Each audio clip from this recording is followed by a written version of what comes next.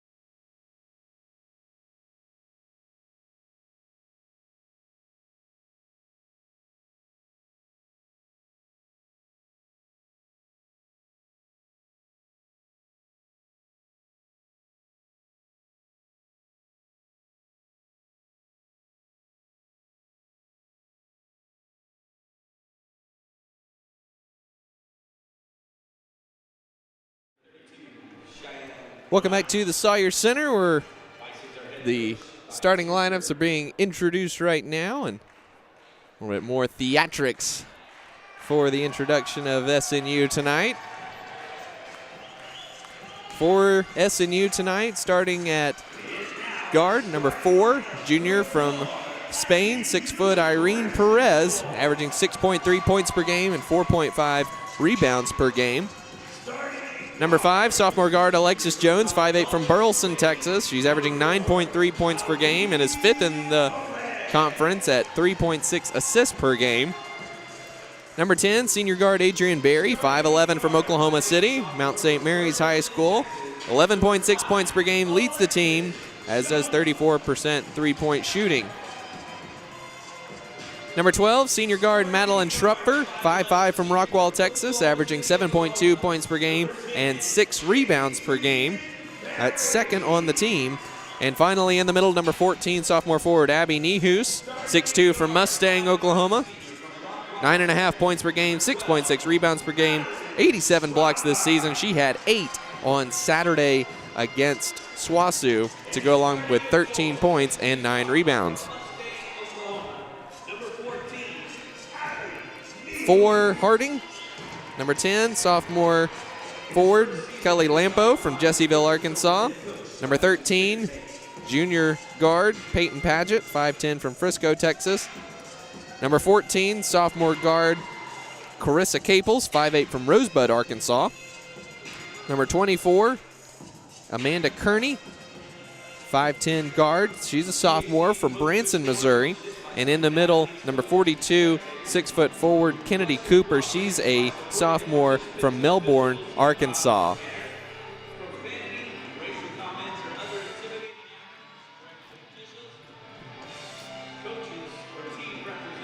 We're just about set to go here as both teams are on the court and ready to go. It's going to be Kelly Lampo and Abby Nehus in the center circle, ready to jump this one up. And got a great clash here between the number 2 and number 3 team in the Great American Conference, and we're all set to go. SNU decked out in some pink gear tonight, as tonight is our breast cancer awareness night here at the Sawyer Center, and Lampo wins the tip from Abby Nehus.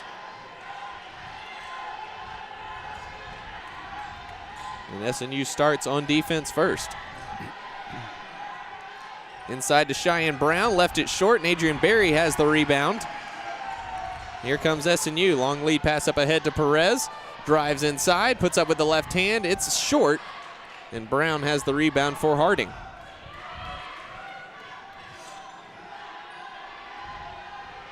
Lampo inside is blocked by Nehus, but going to be called for over the back there. Excuse me, that foul is going to go on Madeline Schrupfer down low. So Lampo will go to the line for 2. First foul on Schrupfer. Schrupfer and Alexis Jones picked up 2 quick fouls in the first quarter on Saturday, part of why SNU got off to a bit of a slow start against the Bulldogs. Lampo hits the first free throw. She's just a 62% free throw shooter this year, despite getting to the line over 200 times so far, and she knocks down both there, and SNU trails 2-0. Entry pass, Nehus quickly doubled. Gets it back out to Adrian Berry. Perez will drive in once again, leaves it off for Nehus. Short hook shot trickles over the rim. It's no good. Just barely over the top of the rim there for Nehus. Opportunity for SNU's offense to get it going, trying to help out that defense, needing to find ways to score early in this first quarter. Harding going straight down to the blocks, trying to get Lampo touches against Nehus. And that'll be a tough task for Abby. Lampo can match her with size there in the corner. Paget for 3, knocks it down, and it's 5-0 Harding early. Paget found herself wide open in the corner in front of the SNU bench, and a good look from Lampo to find her. Yeah, just a wide open shot there. Someone missed a closeout or an assignment, but that's something that SNU's defense has struggled with this season. 3-point shooting one of their worst marks on the defensive end, need to find a way to close out those shooters. Barry open right wing for three. It's short. Perez tracks it down, saves it, but to Paget. Then Schrupfer nearly had the tie up there, but it's up ahead. Lampo has it. Blocked by Nihus. SNU coming the other way. Jones leaves it for Schrupfer. She lost it. Paget back the other way. Maybe some miscommunication there, especially on the past couple times down for SNU's offense. Not really looking like fully in sync, in communication. A couple of tough turnovers now for SNU. Paget goes baseline on Schrupfer, and Schrupfer with the foul. That's already her second, just 2 minutes into this one. Harding going right after Madeline Schrupfer and maybe aware of the impact that she has on the floor, both in her rebounding ability, her facilitating ability, and her scoring ability. And to lose Schrupfer to foul trouble early for SNU would be a big advantage for Harding. Paget just a 51% free throw shooter this season. Misses the first, knocks down the second. And it's 6-0 Harding. SNU with a couple good looks in the paint, unable to get any of those to fall. Schrupfer goes around the Perez screen. Barry in the corner for three. Off the mark. Nihus with good position. Gets the offensive rebound and puts it back in. Great box right under the basket for Nihus. Able to recover that miss from Barry, turning it into 2 points for SNU.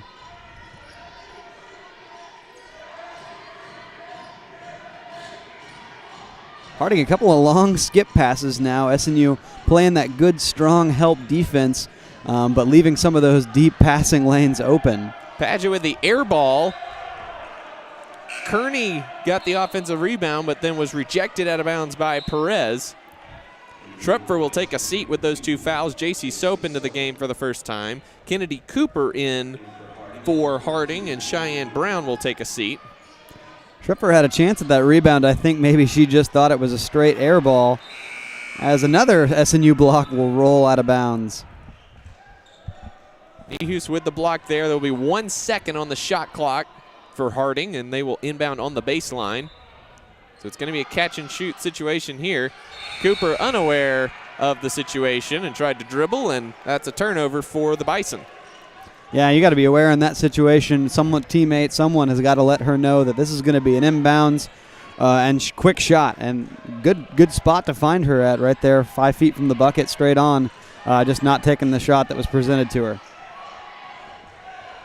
Soap, long with the jumper. Ball deflects off of Harding's shoulder. I believe that went off Kearney's shoulder, so SNU will maintain possession with a fresh shot clock. Soap's averaging 42% from three-point range these past 6 games. She's scored in double figures in all of them. Nihus, 15-foot jumper is off the mark. And Paget clears for Harding. She's also shooting 47% from the field overall. Caples missed the shot. Rebound was deflected back to her, and she got it and put it back in. Already 4 offensive rebounds for Harding. Again, they had 20 in the game in Searcy last month. Perez drives in. Wild shot goes off the glass and in. And Irene Perez to the line with a chance for a 3-point play. Great drive there from Perez. She's been a part of this offense so far in this game, almost exclusively setting good, strong picks for Schrupfer, but now with Schrupfer on the bench, she'll get her own chance, and she takes advantage there with the opportunity for 3. Kearney with the first foul, first on Harding here. Perez long with the free throw, and Kearney has the rebound.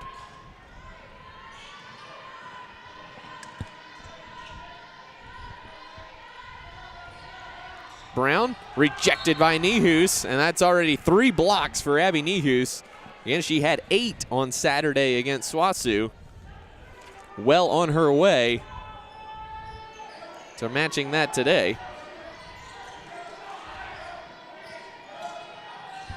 That 8 was a career high Saturday, already with an opportunity to maybe make that a little bit higher. Brown gets deep on Nehus there and puts it in.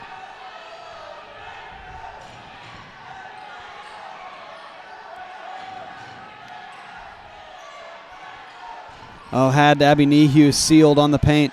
Not able to get it to her. Instead, the soap three. It's long. Perez tips the rebound, though. Alexis Jones finds Barry. Missed the shot, and the rebound is tipped out to Caples.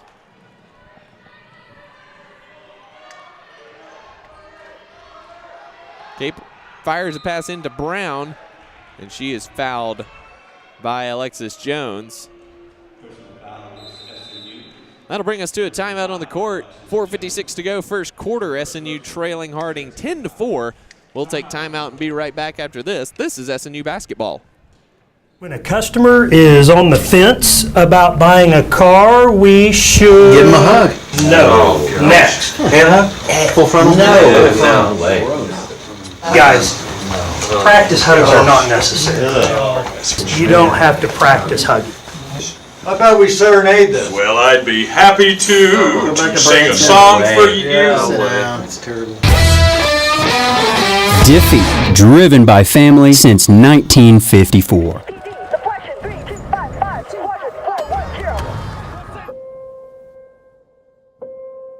There are those who stand forever ready, ready to defend the nation, ready to fight for what matters, no matter what. Do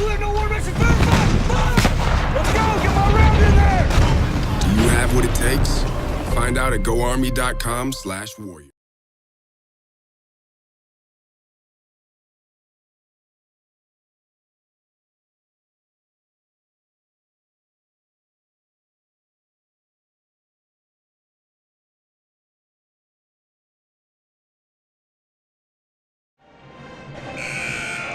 Welcome back. Cheyenne Brown heading to the line for 2 free throws for Harding. SNU trailing this one 10-4. This will already be free throw attempts 5 and 6 for Harding.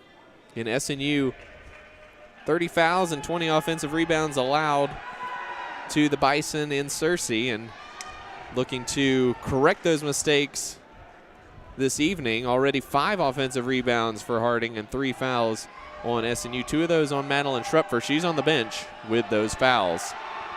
Yeah, Harding going right at that tough SNU defense and picking up fouls, sending Schrupfer to the bench and taking advantage now, 5 points on freebies.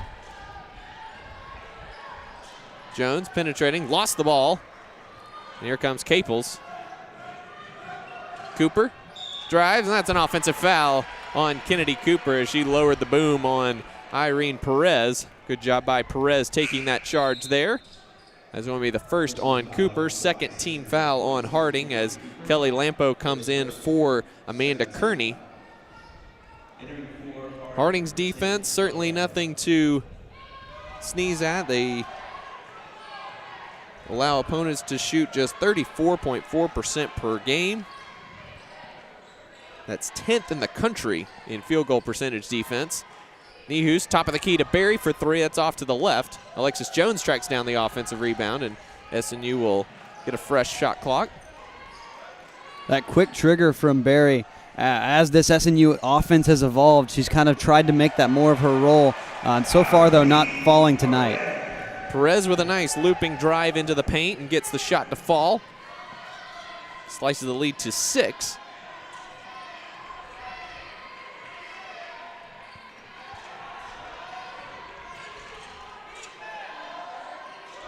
Lob pass into Lampo. She collects and missed the shot. Good defense by Nehus. Abby does a great job of staying vertical on defense down there.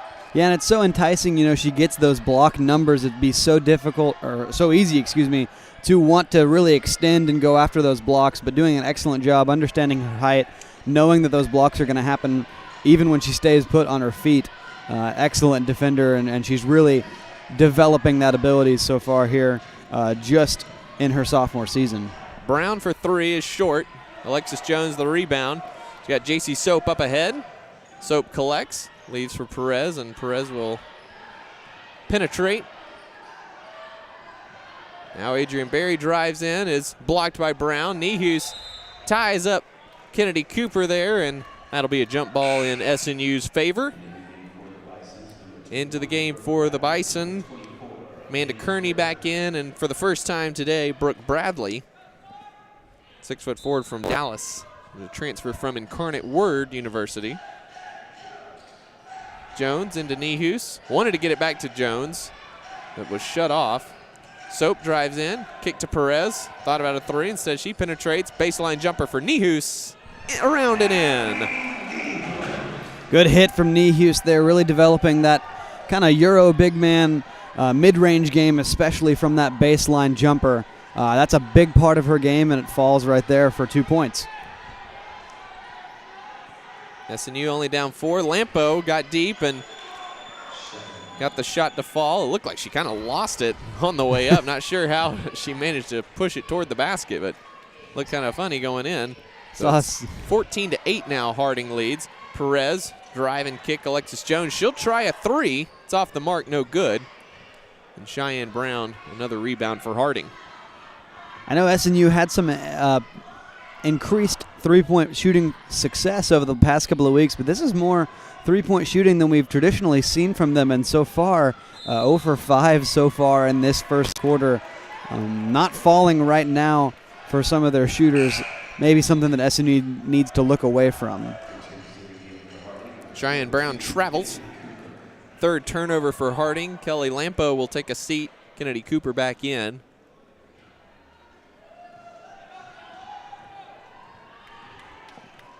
So 14-8, Harding leads as we're under 2 minutes to go here in the first quarter. Adrian Berry with it, goes over the Perez screen. A foul on the floor is going to be called on Padgett. Third team foul on Harding, first on Padgett. And Caples will come get Peyton Padgett. SNU will inbound on the sideline. Perez, a little bit too hot to handle for Abby Nehus and a little bit wide as well. Goes out of bounds, and just a second a third SNU turnover. SNU had 26 turnovers on Saturday against SWOSU in a 6-point game. Obviously, that was a big deal. Yeah, that kind of was the big storyline, big takeaway from that game. Southwestern forcing SNU to make a lot of mistakes, turn the ball over, and that really was a big thorn in SNU's side. You can't expect to play games close, turning the ball over that many times. So potentially a storyline going into this game and an opportunity for them to really work on that in practice. Perez drives in again. Looked like that was partially blocked by Cooper. It went off the side of the backboard. Harding coming back the other way.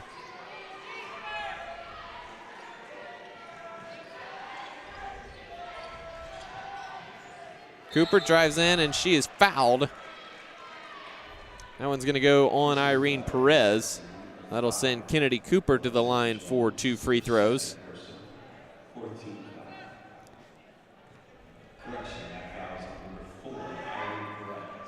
Cooper off with the first one. Lampo back in, as well as number 30, Caitlin Birch, into the game for the first time. She's a 6-foot freshman from Frisco, Texas. Nehus and Berry will take a seat. Julia Schwacke and Massey Beard into the game for the first time for SNU. Cooper goes 1 for 2 at the foul line, and it's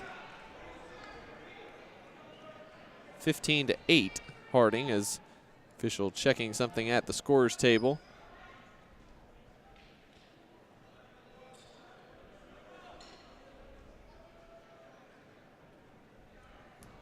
Just a clarification there.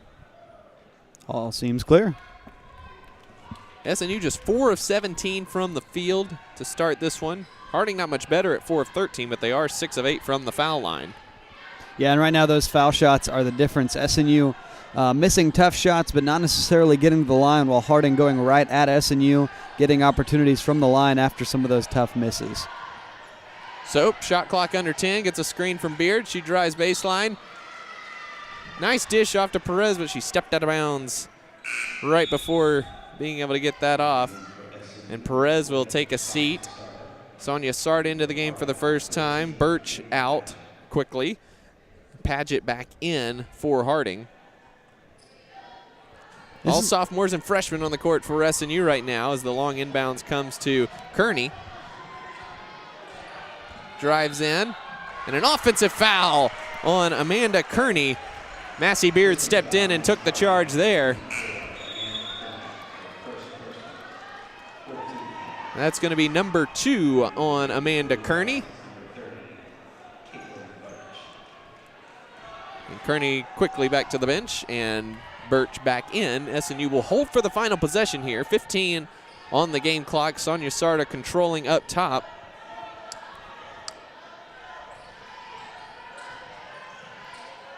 Julia Schwacke, top of the key for 3. You betcha!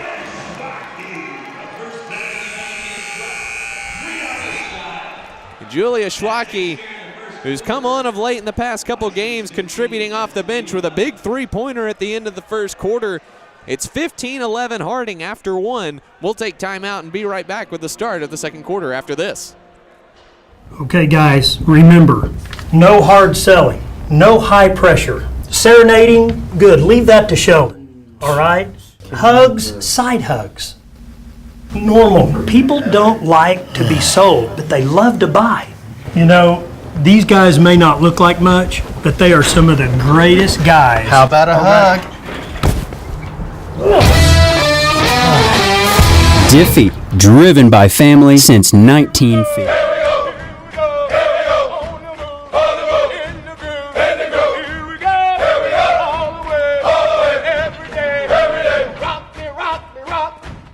Army Reserve soldiers use their skills to make the Army even more capable and gain the tools to make themselves even more successful.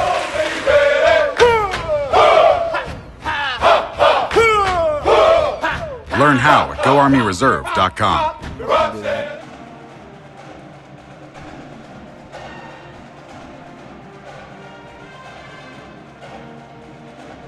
Welcome back. Start of the second quarter coming at you. Harding leading this one 15-11 after 1.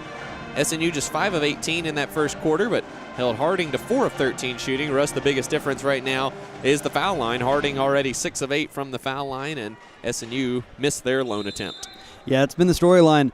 Good defense by both teams, and honestly, some poor shooting performances by both teams, looking to overcome those obstacles. But right now, Harding finding that through the free throw line. Now SNU needing to find a way to overcome their own field goal struggles.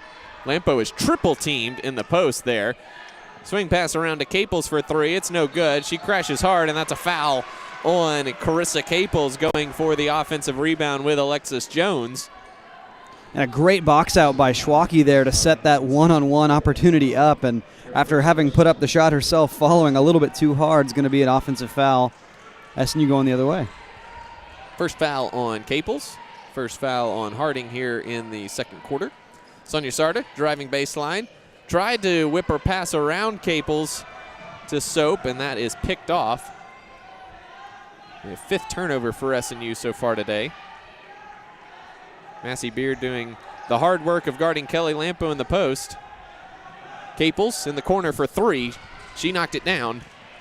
Sonia Sarda a little bit too far in toward the paint there, and Caples able to find the space to knock down that three-pointer. Second three-pointer of the game for Harding, and it's 18-11. Well, that's a tough matchup there for Sarda. A little bit of a height mismatch and making closing out just that much more difficult. Another shot there from Schwacke, just off. But Sarda going to need to close out a little bit tougher on that to keep the shooters in check. Cheyenne Brown got deep, got bumped. No call there. She was looking for a foul, as was Tim Kirby over on the Harding sideline. He's letting that ref hear it over there, too. Sarda will pull the trigger for 3 and knock it down. Sonia Sarda, just a 24% three-point shooter coming into today. Has only hit 6 of 25 for the season, but she knocks down her first attempt there. And it's an 18-14 game. Harding still in the lead. Lampo with space, drives on Beard, and she's fouled by Massey Beard, and Lampo will go back to the free throw line. Lampo not a particularly flashy player, but obviously the stats say that she gets the job done on multiple fronts. Yeah, it's a tough matchup, especially for the freshman Beard. We've gotten to watch her play evolve a little bit over the past month or so.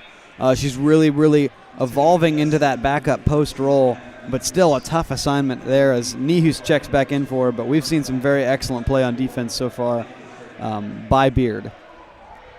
Kearney in, as well as Brooke Bradley for Harding. Lampo goes 2 for 2 from the foul line. All the athletic teams represented here tonight, and the football team in to our right. Entry pass to Nihus, catches it through the double team, and she goes up and is fouled by Bradley. So Abby Nihus will go to the line for 2 free throws. Dangerous entry pass there from J.C. Soap to split the double team there. And Nihus was able to collect and will be rewarded with 2 free throws. And quite the pass. Somehow got it in there. I didn't know that ball was going to find Nihus. In and out on the first attempt. One more coming for the sophomore from Mustang. And she knocks that one down. Abby had 13 points and 9 rebounds to go along with those 8 blocks on Saturday. Easily her best production in offensively in quite some time. And those 15 field goal attempts she had were the most since a December 18th game against Central Oklahoma.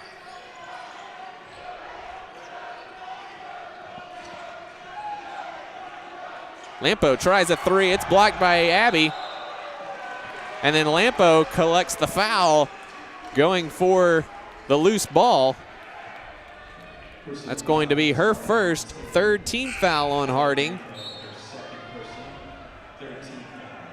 Great long closeout there by Abby. She's just so tough to shoot over. And although maybe not the foot speed to get there on that closeout, just the arm length, she reaches out and swats the 3 away.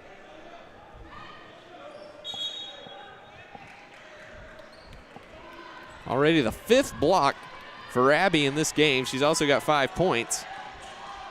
SNU trailing by 5 right now. Alexis Jones from the elbow finds J.C. Soap in the corner. Goes around the Abby pick, floats it up. That's rejected by Brown, I believe. And Paget comes away with it for Harding.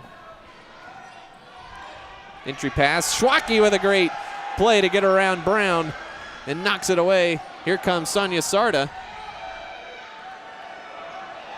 Baseline. Abby, another long jumper. She got it. Knocking down the long 2 there, maybe even a little bit outside of her range, but Abby making it look effortless there on a great hit to keep this SNU momentum going. Timeout Harding will take timeout with them. 6:41 to play, second quarter. Harding's lead is down to 3, 20-17. We'll be right back after this.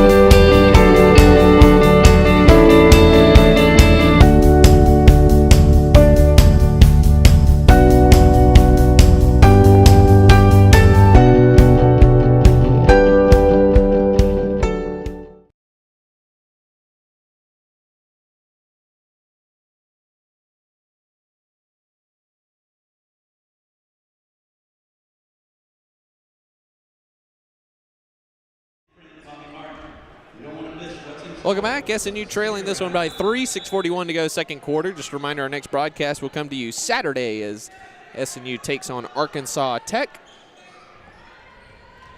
Pre-game coverage for the women's game will start at 12:45 p.m. and Men's game will follow right after the women have concluded. It will be senior day as the women honor Madeline Schrupfer and Adrian Berry. Capel's off the screen from the foul line is good. The men, quite a few seniors and redshirt juniors that will be graduating and leaving the program after this year.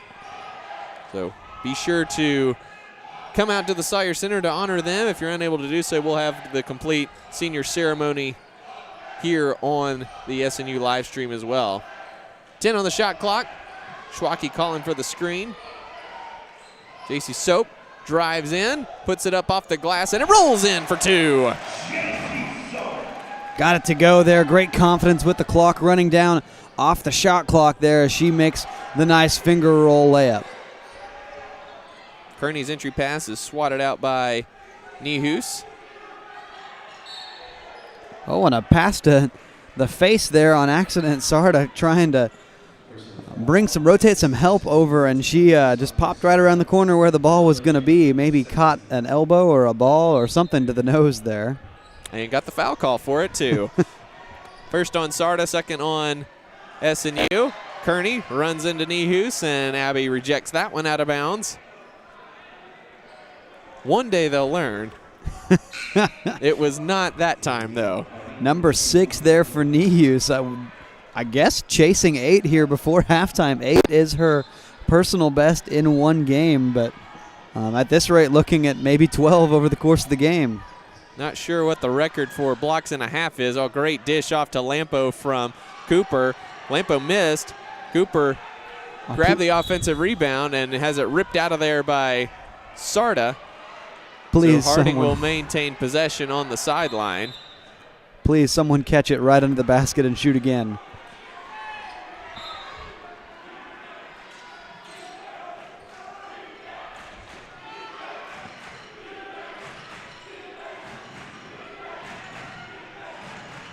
Lampo fires it into Cooper. Sonia Sarda with a nice rip in there. And then she's called for 3 seconds. Cooper spikes the ball at the official, who looked like he might have wanted to maybe tee her up, but his whistle fell out of his mouth, so I think that he refrained. Football team wanting a technical foul on Kennedy Cooper for that act of insubordination. All the guys in maroon over there, Crimson, screaming for that technical foul. He's actually really fortunate that wasn't one. Schwacke, Sarda in the corner. Now Jones at the elbow. Sarda driving in. That's going to be number 2 on Kelly Lampo. Little forearm to the side of Sonia Sarda.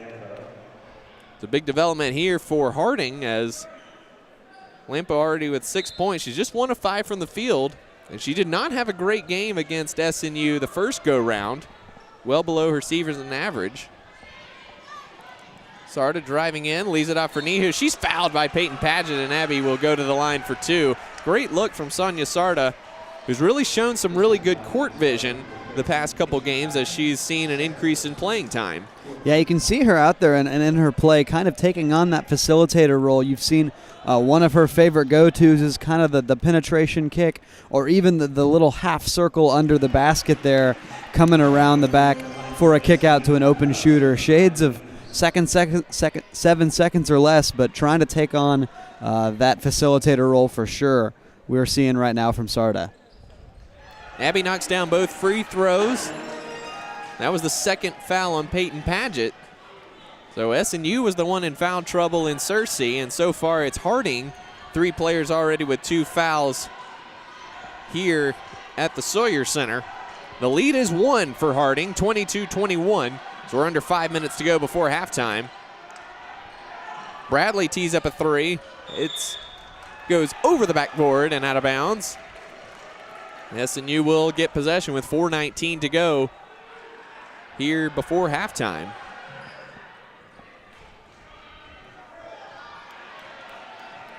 SNU sticking with this younger lineup here for almost the entirety of the second quarter as typically the offensive or defensive hustle group, but really getting it done on offense right now is kind of getting to see some of the future of SNU ladies basketball on display here at the Sawyer Center. Lampo not happy with not getting that entry pass there. Harding liking to fire that into the corners and see what happens. Bradley again in the corner. We're down to 5 on the shot clock. Brown turns into Nehus and is called for the foul. Just Abby's first. So Cheyenne Brown will go to the free throw line. She's 2 for 2 there today. 66% from the foul line coming into this evening's contest, and she misses the first one long. Adrian Berry and Irene Perez back in the game. JC Soap and Julia Schwacke will take a seat.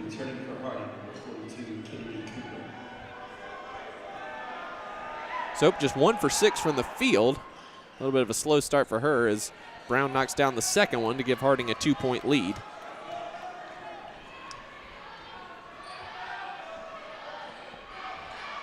Sarda fires it down to Nehus, who finds Adrian Berry cutting to the basket, and Berry puts it in to tie the game at 23. Good unselfish ball movement there. Pass into the post, and then Nehus looking for the extra pass, finds the open shot from Berry. Great ball movement, finds the better shot.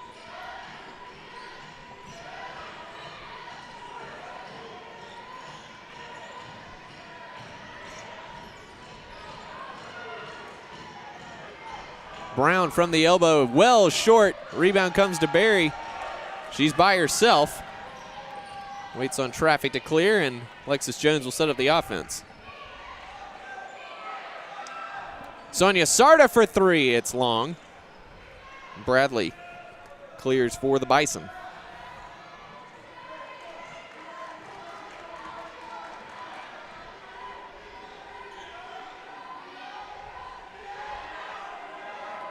Caples well off the mark from 3.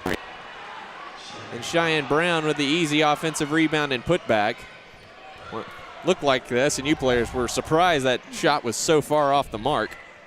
Yeah, that's offensive rebound number 8 now for Harding, something we talked about at the top of the show, that SNU really needing to focus on and really work hard at. An offensive rebound there for SNU on the other end. Abby Nehus with the putback layup. We're tied now at 25.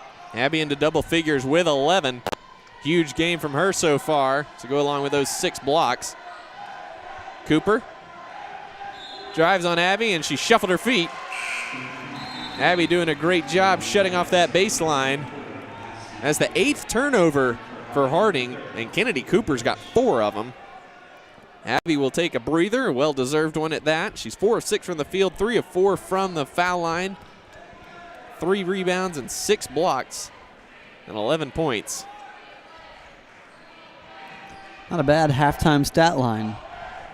Not a bad full game stat line. Jones penetrates, left-hand scoop shot, trickles in, and SNU's got their first lead of the game. Got the roll there on the scoop layup. Great finish there in the paint. First points of the game for Alexis Jones. She had just 3 on Saturday against Southwestern, her lowest since November 16th against Lubbock Christian.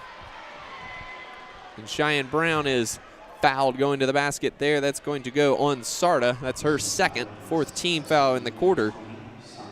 Alexis Jones got into some early foul trouble and was never really able to get on track.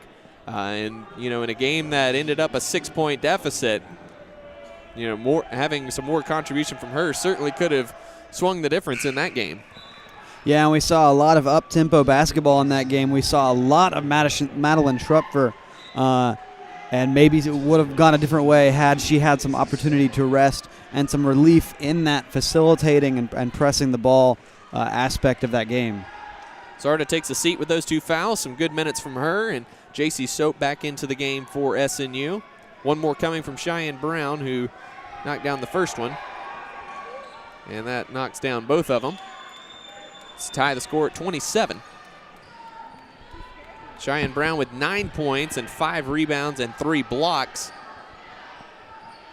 for Harding. So it's a post showcase so far here in this one. Perez will fire up a three-pointer. Yes, sir.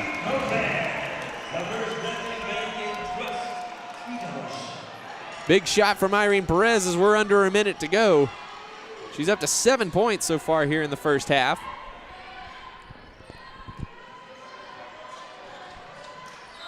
And that's a travel on Caitlin Birch, who shuffled the feet before the pass.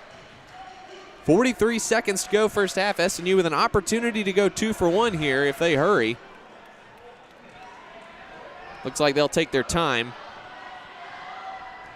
Yeah, it doesn't look like they're looking for the 2 for 1, but instead just one quality shot. But an opportunity here for SNU to go into halftime with some big-time momentum after coming out a little bit slow in the first quarter.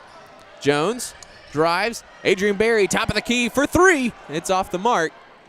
Paget has the rebound. It's trapped in the backcourt by Jones, but gets it up ahead to Caples.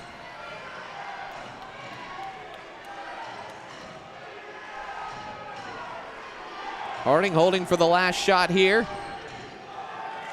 Cheyenne Brown open, top of the key for 3. It's no good. Runs over Alexis Jones going for the rebound. No call, but that's how the first half will end. SNU with a strong showing in the second quarter. 7 of 13 from the field, and SNU will take a 30-27 lead into the break. We'll take timeout. When we come back, we will be speaking with retiring athletics director Bobby Martin. Hope you'll stick around for that. We'll be right back after this.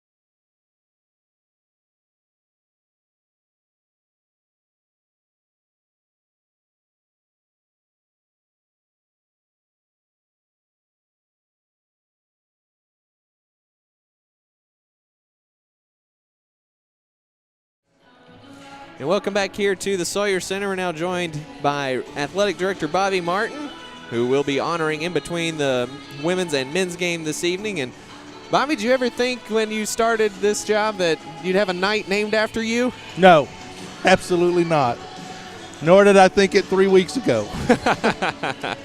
So what, you've obviously been here a long time in a variety of roles. What made you finally decide that now is the right time to retire? Well, biblically, it says there's a time and a season for everything. And I know in my heart it's the time and the season. Mm-hmm. So it just is, and I have no problem with that. Mm-hmm. So I've had a great time here. I love this school with all of my heart, and all of my children graduated from here. My wife graduated from here. I graduated from here. So I will walk away eternally grateful to SNU. What are some of your fondest memories of when you first were here as a player? What sort of stands out, and how have things changed since then? Well, it's changed a lot. Probably the first years as a player, my first year, we were 16 and 17 and struggled to get there. And the next year we were 31 and 6. And that kind of started off a real winning tradition over the years. So I probably playing that senior year with the group of guys that I played with, they were great players and great friends, and they still are great friends. And so, yeah, that's one of the foundational memories. I have 1,000 of them going on. You can see all around the building, the banners and all that all of them, I probably have a story to go with them. So, without a doubt. So, yeah, it's been a great experience and a great ride. You've overseen, like you said, a lot of change in the years that you've served here, both as a player, a coach, and administrator now. What's kind of the biggest change that you can remember? When I came here, we had one program that was really funded in such a way that it could be successful, and that was men's basketball. And I was committed to trying to change all of that so that whatever we had, they would be competitive. They would have the opportunity to be competitive. And I think we've done a pretty good job of that over the years. We've won championship in women's golf, and it was I think we were runner-up once or twice. And women's basketball had an incredible run. Men's basketball have had, the first national championship. So I just feel strongly that my big desire at the time of coming was to make sure that all of our programs, all of our student athletes felt like they had an opportunity to be successful. And so I'm thrilled that in reality I think we've accomplished that overall. And how were you able to do that? What was kind of your approach to making that a reality? Well, it wasn't me, first of all. I mean, that's administratively, and it goes way beyond what I could do. But I made a very strong push my first year here to drop 5 sports and take that money and put it into the other 3 that were not competitive. And in doing that, that allowed us to get much more competitive in the 4 programs that we were left with. I was not real popular at the time, obviously, but that gave us the start. And then as the school wanted to start adding sports and needed to start adding sports, I just told Dr. Gresham, I'll add anything you want us to as long as we bring them in at a point where they can be competitive. I don't want to bring in someone who doesn't have a chance to win. And I have to hire that coach knowing that I'm hiring a coach that just doesn't have a prayer. And so he understood that, and he agreed with it philosophically. And so we would bring them in at that level where they could be competitive.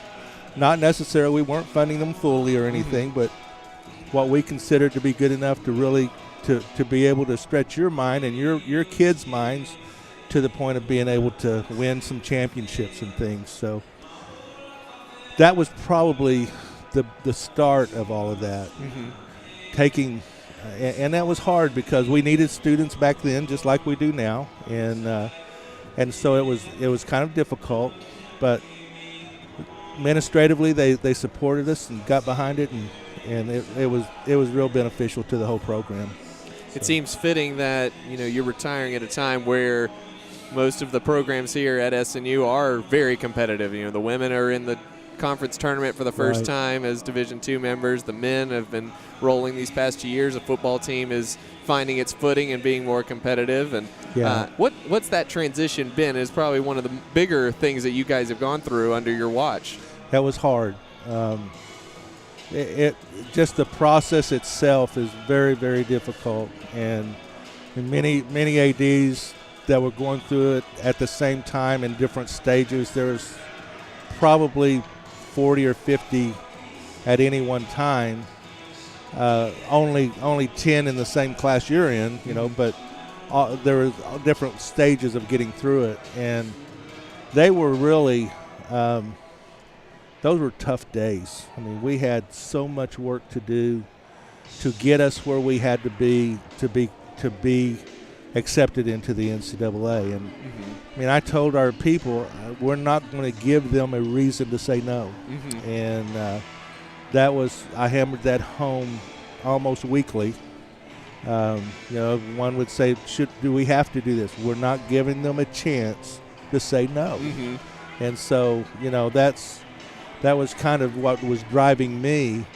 We had two schools, if I remember correctly, Northwestern and Rogers State. They were both held back a year. And if I remember correctly, OC was. And so that was my whole focus. We're going to do everything that they ask us to do, and we're going to do a little more. And so it was a very hard process, 5-year process. I'm forever indebted to the student athletes that stayed and worked hard, knowing they could not qualify for the NCAA national tournament. I mean, that's hard, and and that was a lot for us to ask of them. But they did it, and they fought, and they worked hard, and so our student athletes have been great through that process. Last question for you. Okay. When people look back on your time here and your legacy, what do you want people to remember about the job you did here? Well, most of them will go, Bobby who?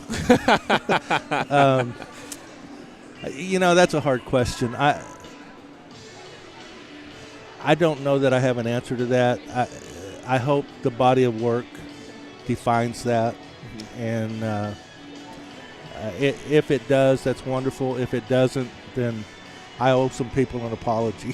So that's probably how I would answer it. Okay. Well, Bobby, thank you very much for your time, and thank you very much for your service to the school. And we'll take time out, and when we come back, we will wrap up the first half and get you ready for the second half of action here between SNU and Harding. We'll be right back.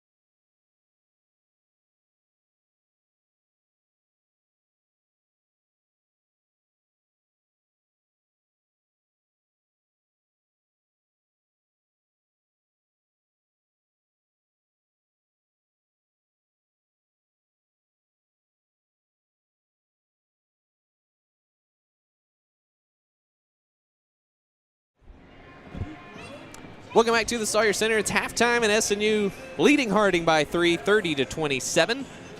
SNU shot 38.7% in the first half, but great defensive performance holding Harding to 28%. SNU losing the rebounding battle 22-13, something, Russ, we talked about coming in, but so far SNU matching Harding in the offensive rebounding category. Harding with 8, SNU with 6, but SNU leading 8-6 in the second chance points category. And what's SNU done to end up here with this first half lead? Yeah, we've kind of seen some back and forth. We've seen SNU really struggle in some aspects. We've seen them succeed in others, and same with Harding.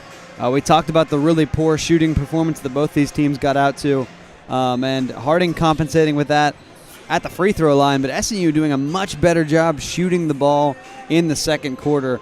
Some good three-point shooting came alive, some timely, 2 for 6 in that second quarter, but 54% from the field in that second quarter. They got to the line 4 times, but at the end of the day, I think what has brought them back into this game, their defense has stayed consistent. In fact, Harding shooting going down from 30 to 25 in that second quarter. But SNU making up that difference, shooting the ball well. A lot of good mid-range looks from Nehus, driving to the bucket from Soap, Jones getting involved, everyone kind of getting opportunities. But that offensive consistency and that offensive field goal percentage right now, I think, is what's brought them back into this game. 7 players have scored for SNU so far. Madeline Schrupfer picked up 2 fouls in 3 minutes, so she sat out most of the first half, and Massey Beard in 5 minutes did not score. But good contributions all over. The starters back on the floor for both teams as SNU starts with possession here. Jones skip pass over to Barry, and Jones on the cut and the foul. Foul's going to go on Cheyenne Brown. That's her first foul. And a beautiful play right out of the gate for SNU. A great cut from Alexis Jones and a terrific pass from Adrian Berry. Yeah, great find. Coming out of the half there, a beautiful cut, better feed, and just right under the basket for a nice layup, and got the hoop and the harm, turned it into 3 points.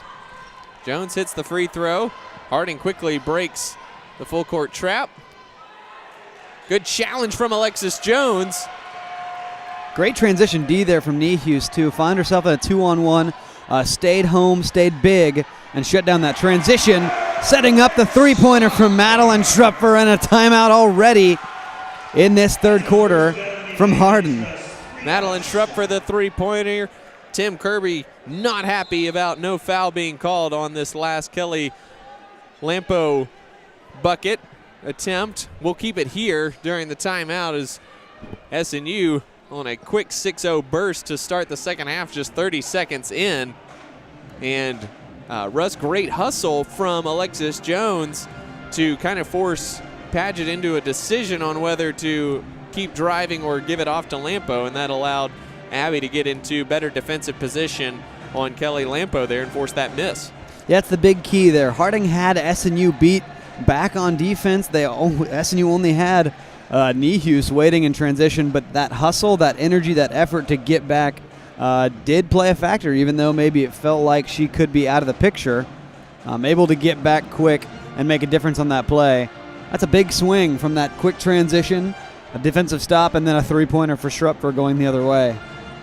Interesting thing there, Harding coach Tim Kirby spent the entire timeout talking to the official, and it looked like the players were conducting their own timeout there. It didn't look like assistant Weston Jamison was the one giving instruction there, so interesting there. And we'll see what they drew up. Because of that, we should look for a quick whistle at some point on the slightest contact for SNU here on this end. Entry pass to Lampo. Deflected out of bounds by Lampo. Alexis Jones went flying in, but the official said she did not touch it. Another turnover for Harding. A nice little Olay in the air there from Alexis Jones. She got way up going after the ball, realized it was tipped off of Harding, and kind of pulled her arms back. Said, not me. SNU moving with purpose here on offense to start the second half. Jones gets inside of Kearney and puts it in for 2. SNU attacking the basket with purpose right now. Another incredible layup right into the basket there for Alexis Jones. It's an 11-0 run dating back to the end of the first half. Lampo and Nihus battling for position inside. Dumps it down to Lampo. Alexis Jones comes across. Oh, and Jones got called. Looked for the jump ball, but was unable to get it cleanly. Thought she got all the ball there. Coming to discuss here. They are going to rule it a shooting foul. Oh. Somehow. She was facing the other direction, I thought. Interesting. The officials are saying that she was trying to gather to shoot. Trent May can't believe it. Lampo hits the first free throw either way. Second foul on Alexis Jones.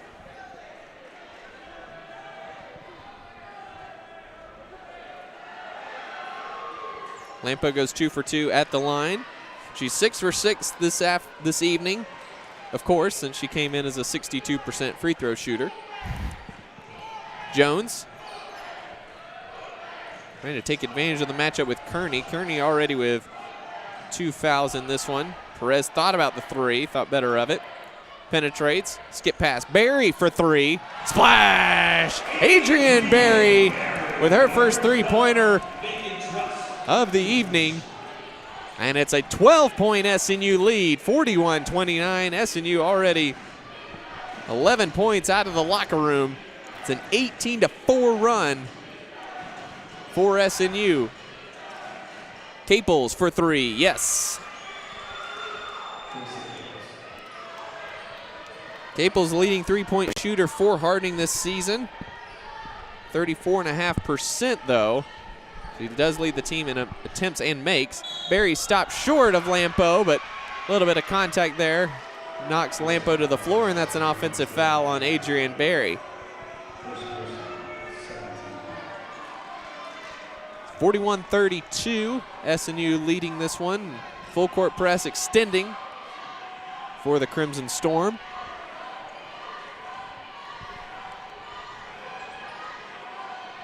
Paget guarded by Schrupfer here.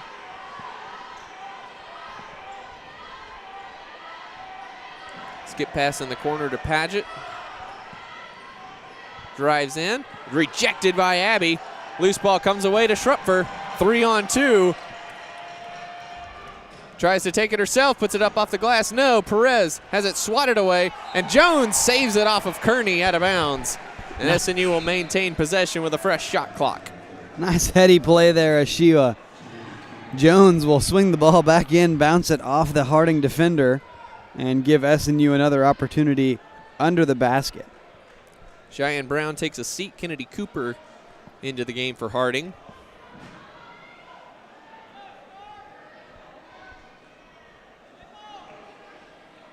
I believe we're getting a reset on the shot clock.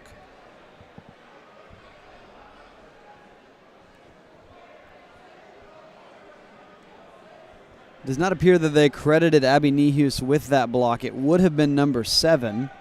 We've been watching her numbers, but for those of you keeping track at home, it looks like we're going to stay at 6. They've credited that jump shot as a turnover.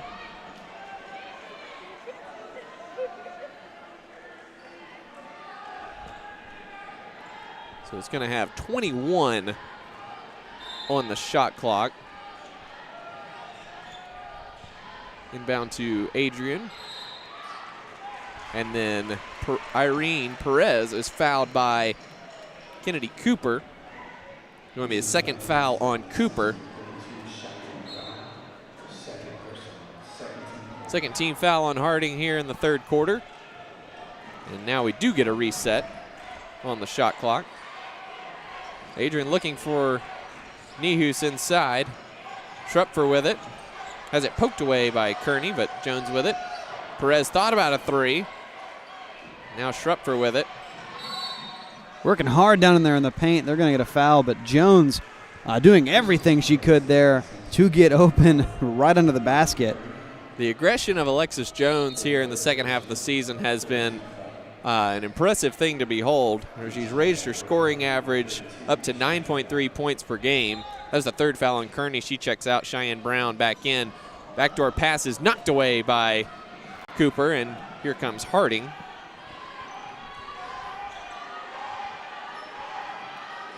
Entry pass to Lampo, and she gets the shot to roll in, and the foul on Abby Nehus.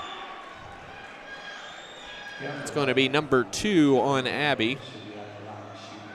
And Lampo will go to the line for 1 shot. She enters double figures with 10. Free throw is good for Lampo. And the lead is 41-35. SNU. Quick 6-0 burst the other way for Harding after SNU got out to a 12-point lead. Cooper slips. Barry gets inside the three-point line, missed it. And Paget with the rebound for Harding. Yeah, maybe not the best look there. A defender fell down. Another defender stepped up. Maybe an opportunity for Barry to find the open shooter. Capel's open for 3. She knocked down another one. That's her third three-pointer of the game, and it's a 3-point lead for SNU.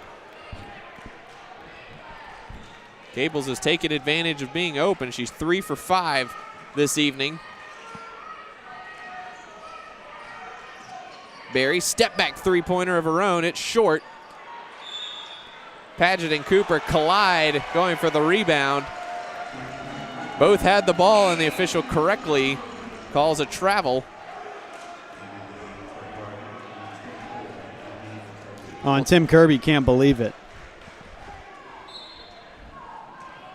Jones inbounding to Schrupfer.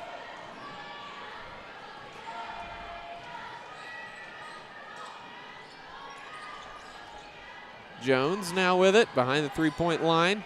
Now Perez thought about a 3. Trying to get the entry pass into Nehus. Jones swings it to Schrupfer. She'll drive baseline, puts up the floater. It's off the mark. Jones the offensive rebound. And she's quickly tied up by Cheyenne Brown. And that jump ball will give possession to Harding. J.C. Soap and Julia Schwacke in for Adrian Berry and Irene Perez. SNU still extending that full court pressure. 5:14 to go third quarter. SNU leading by 3, but have been scoreless the last 3 minutes as they quickly scored 11 points, but have been scoreless since. Paget looking for Brown inside. Capels fires up another 3. That one's short, and it goes over and hits the shot clock. And that will take us to a timeout on the court. 4:52 to go third quarter. SNU leading by 3, 41-38, but a 9-0 run from Harding has cut this lead down to 3. We'll take timeout and be right back after this.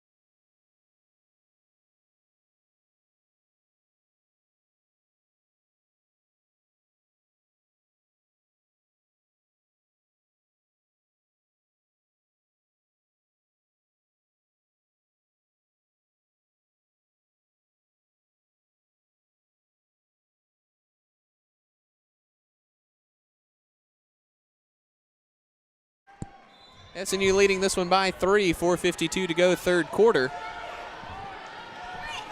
It's a 9-0 run for Harding. SNU led 41-29 a couple minutes ago. Quickly out of the halftime locker room, but And scoreless for the last 3.5 minutes. Schrupfer for 3. It might have been blocked by Caples. Harding coming back the other way with numbers. Quick entry pass to Cheyenne Brown. Pivots on Nihus, but missed the shot, in and out. Abby with the rebound, and SNU coming back the other way. That's about the most unfortunate bounce off the rim you can possibly get. It looked like that layup was all but completely through and into the net, and then that just came popping right out of the basket. Schwacke pulls the trigger for 3. That's well off. Nihus has the rebound, and she's fouled by Kearney, and that's number 4 on Amanda Kearney.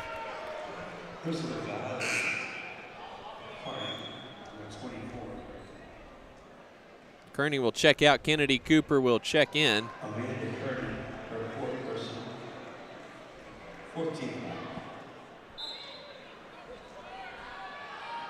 Jones inbounds on the baseline with a fresh shot clock. Comes into JC Soap.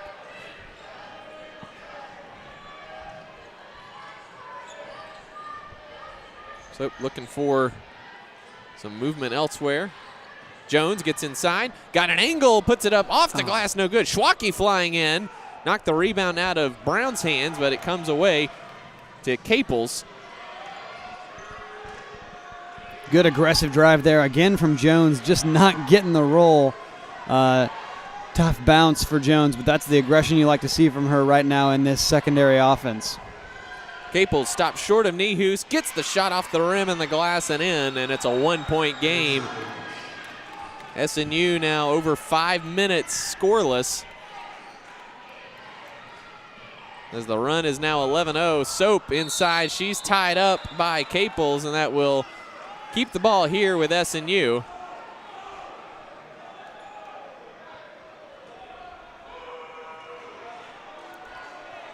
SNU inbounding on the baseline as the officials can't figure out which direction to point the ball. That call going to be turned into a travel on JC Soap.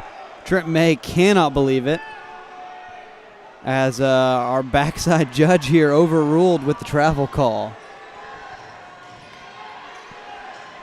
Well, that's something. That's a call. Yep. Lampo gets position, rejected by Abby, out of bounds. And that one for sure will be number 7. Now one away from her tying for a third time now her career best with 3 minutes left in the third. Caples gets it into Lampo. 8 on the shot clock. Paget drives in, stops, and is fouled by Abby. She stopped just short enough to get Abby in a compromised position, and that's going to be number 3 on Abby. 4th team foul on SNU. Each team has 4 team fouls now. And Paget to the free throw line. First free throw is good. And we're tied at 41. Massey Beard set to check in at the scorers table.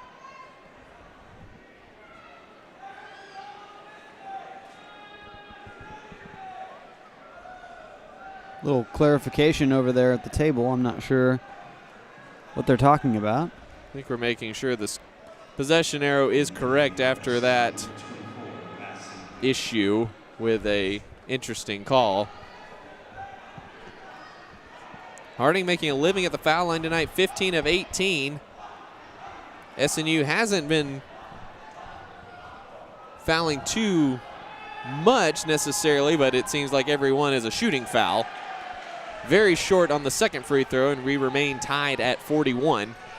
So Beard's in for Abby Nihus.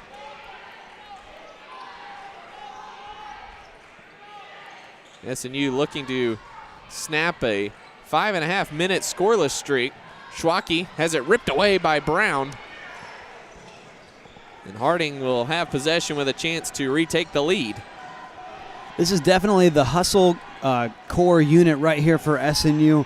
A lot of that energy, a lot of that defensive activity, but they're really struggling to put together answers on offense right now. Caples with a nice lob into Lampo. No basket. Foul will be on the floor, and I believe that's going to go on JC Soap. with the blocking foul. She tried to take the charge on the lob. I think they're going to get her on the block for not giving Lampo any space to catch the pass. So Lampo back to the foul line, where she is 7 of 7 tonight, make it 8 for 8. And again, the free throw storyline, SNU only getting to the line so far 6 times on their own, and now sending Harding to the line. This will be shot number 21. And she finally missed one. Soap has the rebound. Harding has the lead now. It's a 13-0 run over the last 6:15. So SNU scored 11 points in the first 2 minutes of the second half and have not scored since.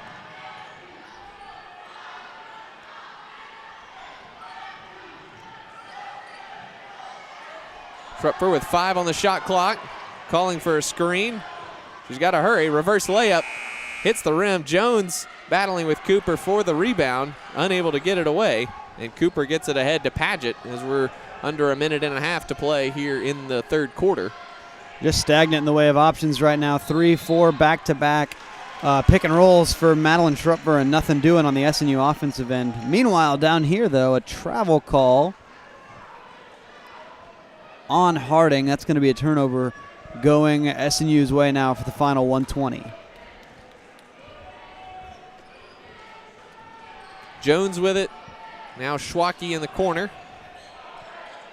SNU trying to make anything happen on offense. As we're down to a minute, Jones gets in with the left hand, left the layup short. Hit the deck, no call. And Caples comes away with it, and we're under a minute to go third quarter.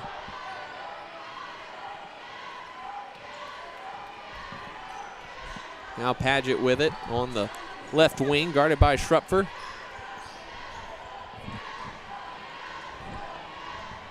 Massey Beard with a nice play to knock the entry pass to Lampo out of bounds. 6 on the shot clock, 38.5 seconds on the quarter. Caples gets it in, deflected by Schwacke out of bounds. 6 seconds on the shot clock.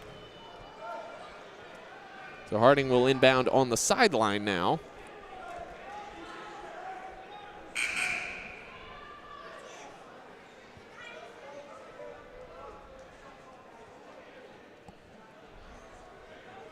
I think Trent May asking for a shot clock reset or at least an explanation.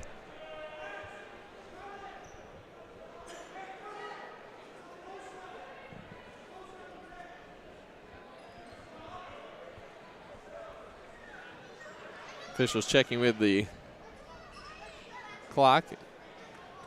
Make sure everything's good to go.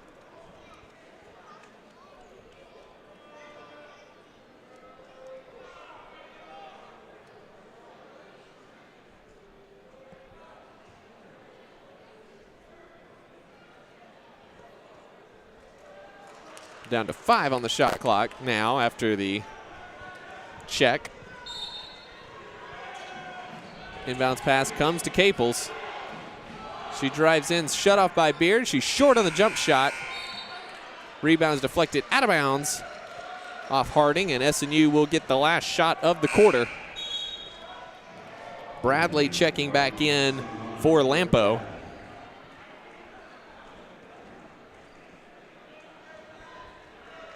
And free throw line, the difference in this one, Harding 16 of 21 from the foul line. SNU just 4 of 6. Russ, SNU not exactly settling for outside jumpers either. No, they've been driving to the bucket right now. We talked about they had a very strong start to this third quarter, but just kind of going cold here in the second half of the quarter and not even really settling, just going cold around and near the bucket. As right as we say that, a great hit from Julia Schwacke will end the quarter. Beautiful pass from J.C. Soap on the bounce, and Julia Schwacke ends a nearly 8-minute scoreless drought for SNU, and that will take us to the end of the third quarter. It's 43-42, SNU with the lead heading to the final 10 minutes. We'll take timeout and be right back after this.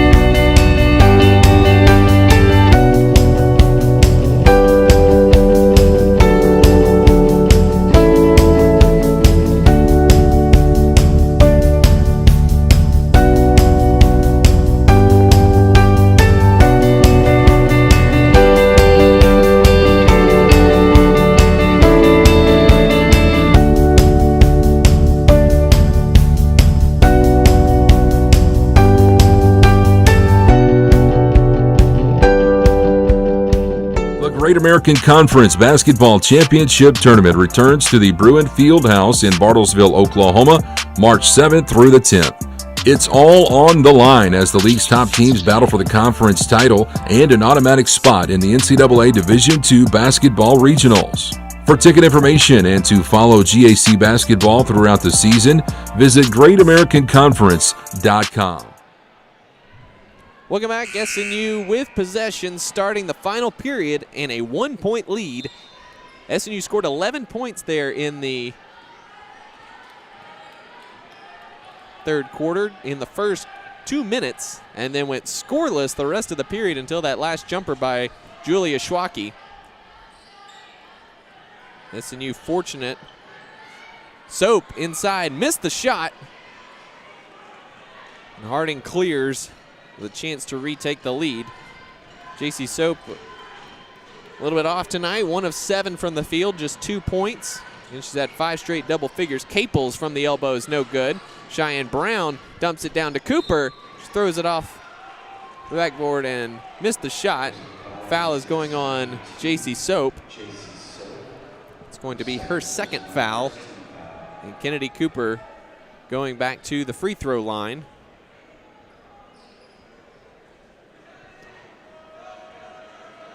And again, Russ, just a huge disparity at the foul line this evening has kept Harding in this one. Harding just 11 of 36 from the field, good for 30.6%. SNU only at 36%. They've also made 6 more buckets. Cooper missed both free throws. Yeah, right now SNU with a good shot going into the fourth quarter, but needing some momentum to get going back their way. That second half of that third quarter entirely Harding's game to win, and SNU needing to get something going here. Offensive foul called on Massey Beard for the illegal pick. It's another turnover for SNU. It's just their 10th this evening. So SNU's done a good job taking care of the basketball. And overall a decent job of not fouling as well. That's 15 fouls now on SNU for the game. Remember, they had 30 in the game at Harding. Cooper pulls the trigger for 3, very long, no good. And Nihus clears for her 6th rebound. Jones quickly back the other way. Bounce pass in the corner, JC Soap. Now Jones with it, looking for some space. Schrupfer drives in on Caples, scoop shot off the glass, no good. Nihus unable to gather the rebound in traffic. And Caples comes away with it, fires it up ahead to Cooper. Caples with another three-pointer. It's short. Cheyenne Brown the offensive rebound, and she's fouled going up by Alexis Jones. And Jones trying to make a case. It looked like she caught her hand on the ball, which slowed up the shooter there going up. Looked as though she maybe does have an argument that she just had some of the ball and they kind of tied up there. So she'll make her case, but nonetheless, it's going to be 2 opportunities at the free throw line. Cheyenne Brown misses the first. Barry and Perez back in for SNU. Soap and Schwacke will take a seat.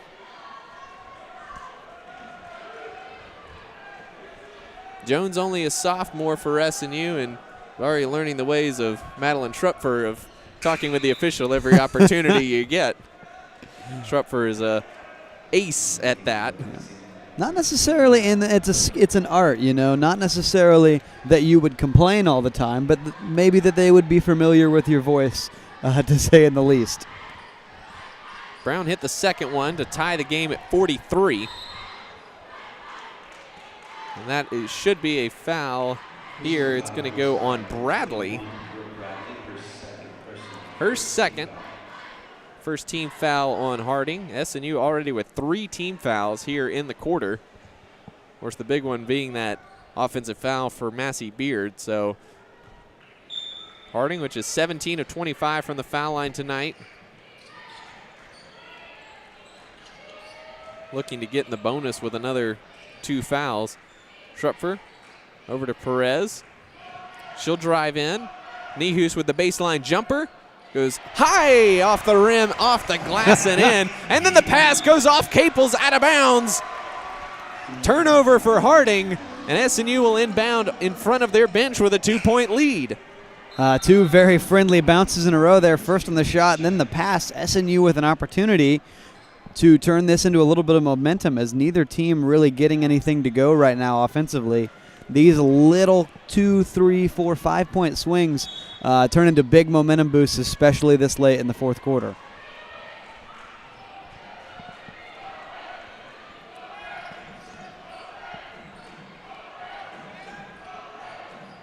Jones backing down Paget. Now Perez tees up a three-pointer off the glass and rim, no good. Rebound comes to Caples, quickly up ahead to Paget. Lead pass too high for Lampo, and it goes out of bounds. Great job by that SNU defense, pushing tempo a little bit, making Harding feel like they needed to get out and run. They got out and run and just overthrew the transition there. They had SNU 3-on-2, but the sloppy pass puts the ball back in SNU's hands with an opportunity to make it a two-possession game. Barry controlling now. Now Alexis Jones finds a wide-open Nehus, but the pass just a little off the mark. And Abby couldn't control it. She was wide open in the middle of the paint. Oh, that's just the right cut at the right time, but maybe a little bit too excited on both ends. Just how open she was under the basket.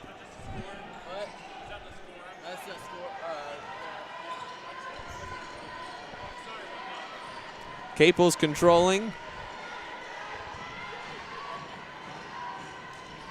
Now Lampo up top. SNU has done a good job limiting Lampo's touches inside. She's just 2 of 8 from the field, but she's 8 of 9 from the foul line. Paget looking to drive with 5 on the shot clock. She's going to have to hurry. Gets a good seal. And a foul is going to be called on Madeline Schrupfer on the drive. It's going to be her 3rd foul. 4th team foul on SNU.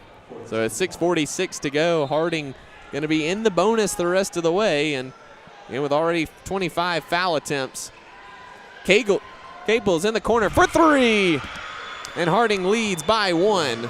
Yeah, right now that three-point shooting by Caples, a big issue. SNU unable to close her out, shut down her three-point shooting. Barry drives inside, and she is fouled and will go to the line for 2 free throws.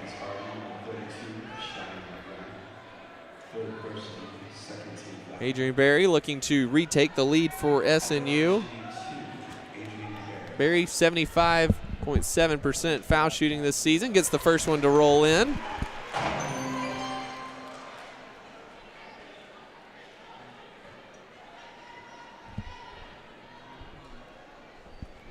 Second free throw is short, and Lampo clears. Tied at 46. This has been a good one. Harding jumped out to a big lead early in the first quarter. They led by as many as 8. SNU with a huge start to the third quarter, led by as many as 12. Caples missed the shot. Rebound is tipped out of bounds by Paget through the hands of Perez. So SNU will keep possession here with 6:11 to go. But a rally by Harding and an 8-minute scoreless drought for SNU to close the third quarter brought Harding back into it, and the fourth quarter back and forth so far. And what's been a great matchup between the number 2 and number 3 seeds in the conference. Jones driving baseline on Lampo. Shovels it over to Nehus, somehow hit the underside of the rim with the shot. And Harding quickly back the other way. Brown with a good seal on Barry, and she puts it up for 2 to give Harding a 2-point lead at 48-46. And credit to Harding. That's just an incredible job filling the lane in transition. She found Barry and sealed very well, giving herself the opportunity to put Barry on her back before going up for that layup. Credit, though, to Barry for not turning it into an and-one situation. Schrupfer for 3, well off the mark. Nehus unable to untangle herself from boxing out Cheyenne Brown. Lead pass up ahead to Paget. Kearney open for 3. It's no good. Alexis Jones has the rebound for SNU. 5 minutes to go in this one. Long lead pass up ahead to Barry. She's fouled by Cheyenne Brown, and she gets the shot to go. hesitates in order to draw that foul, just barely gets that ball to roll in, but a big shot there by Adrian Berry turns into a three-point opportunity. There your score's tied back 48-48 now with a chance for SNU to take the lead. 4:56 to go in this one. We'll be back with the finish right after this. When a customer is on the fence about buying a car, we should... Give him a hug. No. Next. Hand hug? Full frontal? No way. Guys, practice hugs are not necessary. You don't have to practice hugging. How about we serenade them? Well, I'd be happy to sing a song for you. It's terrible. Diffie, driven by family since 1954. When a customer...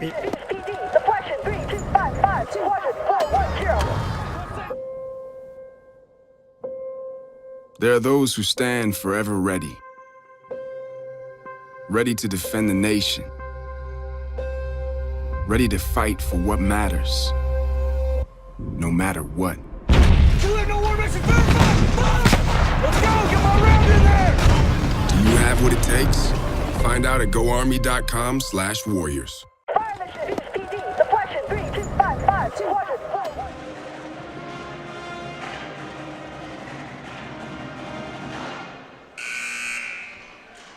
Welcome back. 4:56 to go. Tie game here at the Sawyer Center. Adrian Berry to the line to complete the three-point play opportunity. Just a reminder, next game for SNU Senior Day on Saturday as SNU hosts Arkansas Tech.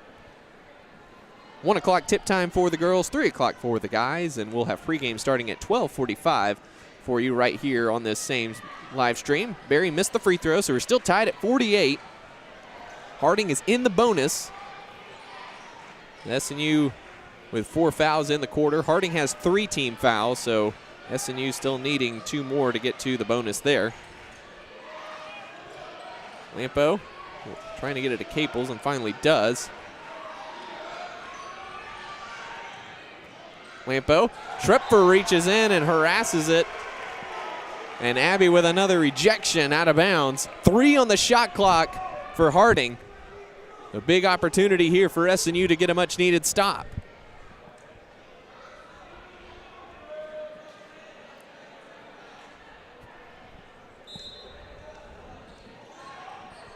Lob comes into Cheyenne Brown, and she gets the shot to fall. Nice inbounds play there for Harding. On the previous possession, that was block number 8 for Abby Nehus, so that ties her all-time single-game record at 8. Perez behind the back at the elbow. Berry, quick trigger for 3. In and out, no good. And Brown clears for Harding. Comes down 4 minutes to go in this one. 2-point lead for the Bison.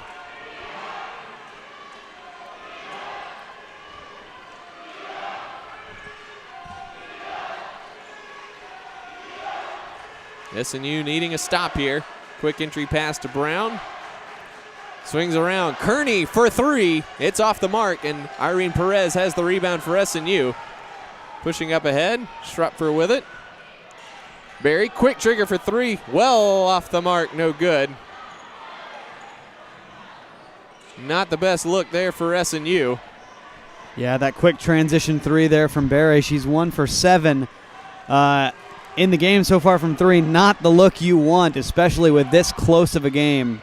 Paget, deep entry to Lampo and Nehus. A lot of ball there, but she's going to get the foul call for lowering her arms down on that shot attempt from Kelly Lampo. It's number 4 on Abby Nehus. And Lampo back to the line. 4-2. Misses the first one. JC Soap into the game for Adrian Berry.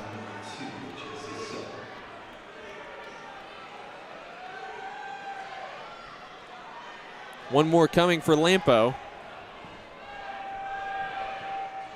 Got that one to go. She's 9 of 11 from the foul line this evening. 13 points for the sophomore. And the lead is 3 for Harding.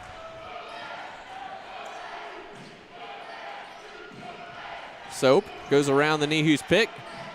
Ball swings around, finds Perez at the top. Drives in, shut off by Lampo. Changes direction and puts it in. Great little ISO for Perez right there in the lane all by herself. Some hezzy moves with a little bit of fancy dribbling right there in front of the football team. Knocks it down for 2. Timeout SNU. It's a 30, so we'll keep it here. SNU just down 1 with 2:52 to go in this one. And Russ, besides Abby Niehuse's 4 fouls, not a lot to be concerned with as far as foul trouble goes. But, man, you just got to, there's only one stat you need to look at in this one right now. And SNU just 5 of 9 from the free throw line, where Harding is 18 of 27 in a 1-point game. That difference obviously massive. Yeah, right now SNU needing to play tough defense without sending them to the line, and they've just really been on the bad end of a lot of calls, especially shooting fouls, like you said. But need to D up here for the last 3 minutes, play some tough D, and avoid at all costs sending Harding to that free throw line. Inbounds comes to Kearney. SNU maintaining that full court press they've incorporated this entire second half.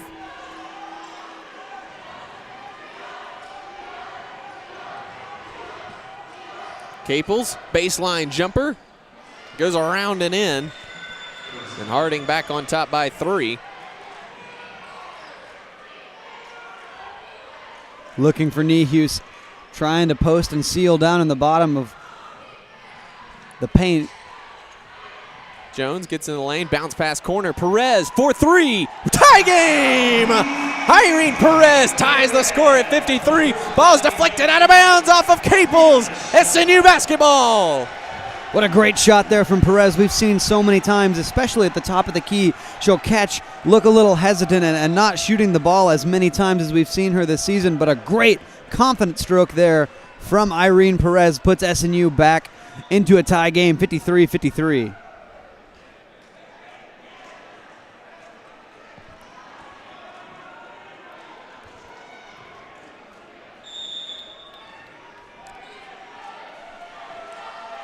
Jones with the inbounds pass here. SNU with an opportunity to take the lead. Gets around, missed the left-hand layup short. And Harding coming back the underway. We're under 2 minutes to go in this one. And what has been a fantastic game. Perez the deflection and Schrupfer the steal. Great hands there on defense. Right now, that help defense, a big part of SNU's defensive plan. Harding trying to break it open with the skip passes, but good long arms from Irene Perez. Soap looking for the entry pass to Niehuse. Niehuse wanted it. Perez shovels it over to Jones, goes through and in! Alexis Jones with a strong move, got the roll. Cheyenne Brown trying to get it in, does to Kearney. 1:20 to go. SNU leading by 2. Again, no call on the tough drive there from Alexis Jones, but a big momentum shift as this Sawyer Center crowd getting into this game now. Backdoor cut by Caples, poor pass from Kearney. She gets it down low to Lampo. Niehuse straight up, she missed the shot. Rebound comes out to Paget. She'll try again. She's fouled. Believe this is going to go on Schrupfer. It will. Number 4 on Madeline Schrupfer, and that will send Peyton Paget to the line with a chance to tie the score. Paget just a 51% free throw shooter this season. She's 2 for 4 from the line tonight. First free throw is good. Kennedy Cooper in for Cheyenne Brown.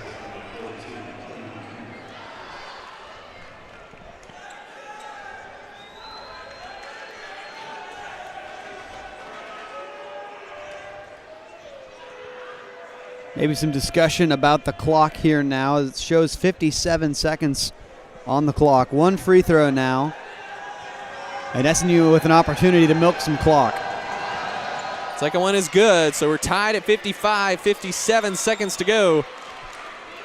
It's Jones, Perez, Schrupfer, Niehuse, and Soap on the court for SNU. Jones probing. Perez looking for Niehuse being Schrupfer. held like crazy in the post, no call.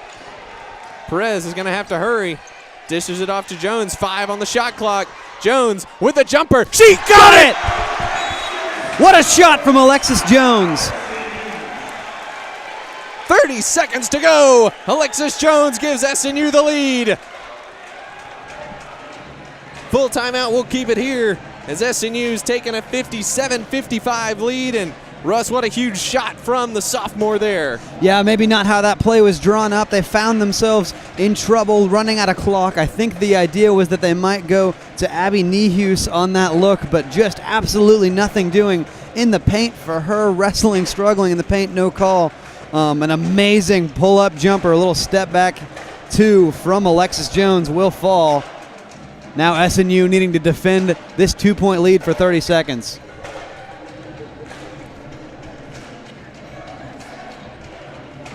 Couple timeouts either way.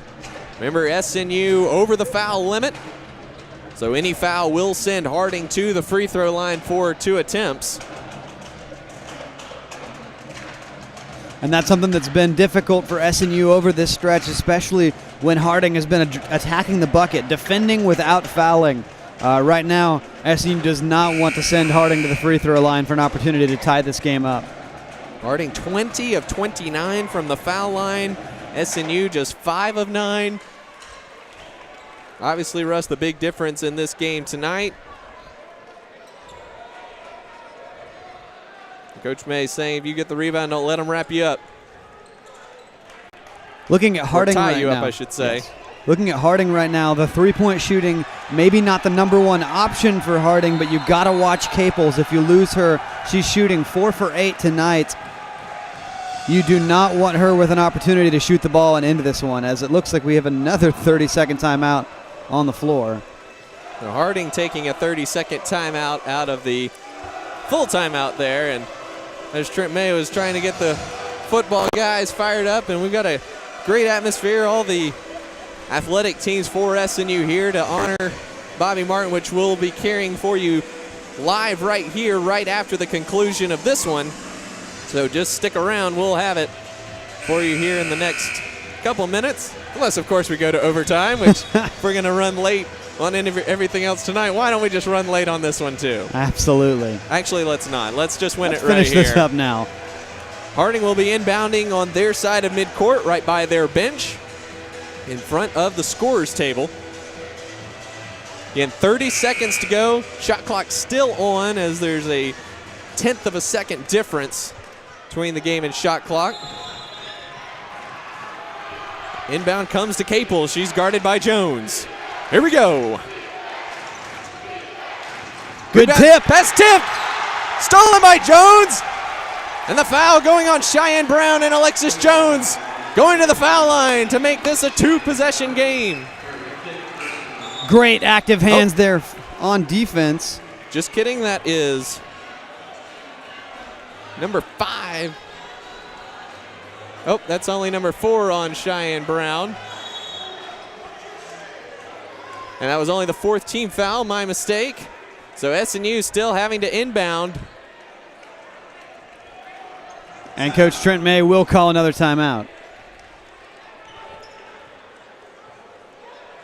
They're making us wait for it. They are. I think we were incorrect in. Seemed like we were told that there was 5 fouls, but only 4 fouls on Cheyenne Brown.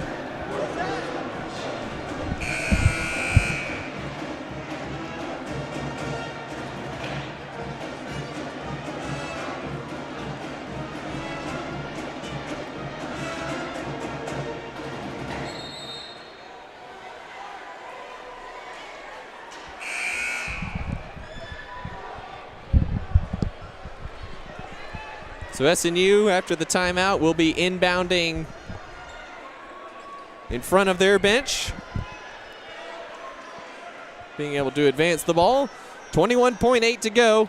Harding is now out of fouls to give, so they will be fouling whenever the inbound pass comes in for SNU. Inbounds comes to Abby Niehus. And she is fouled by Kearney, and that will be number 5 on Amanda Kearney.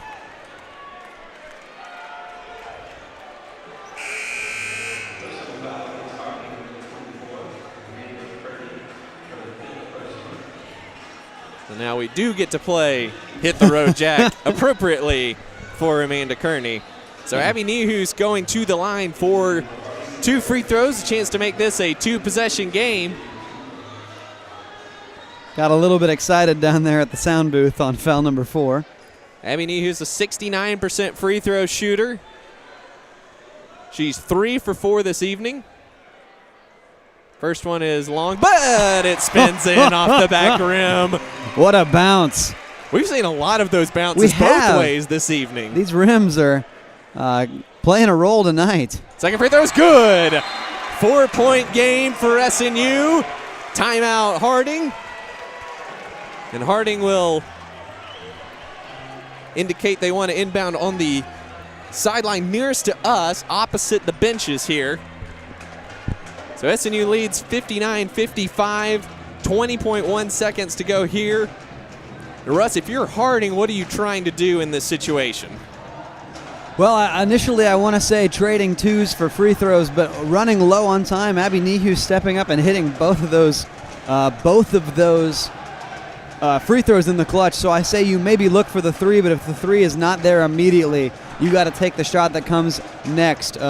Look for them to inbound and look to Caples early for a 3 opportunity, but if that's not there, anything and everything that they can get off quickly to try and keep themselves in this game, as it's a multiple possession game deficit right now.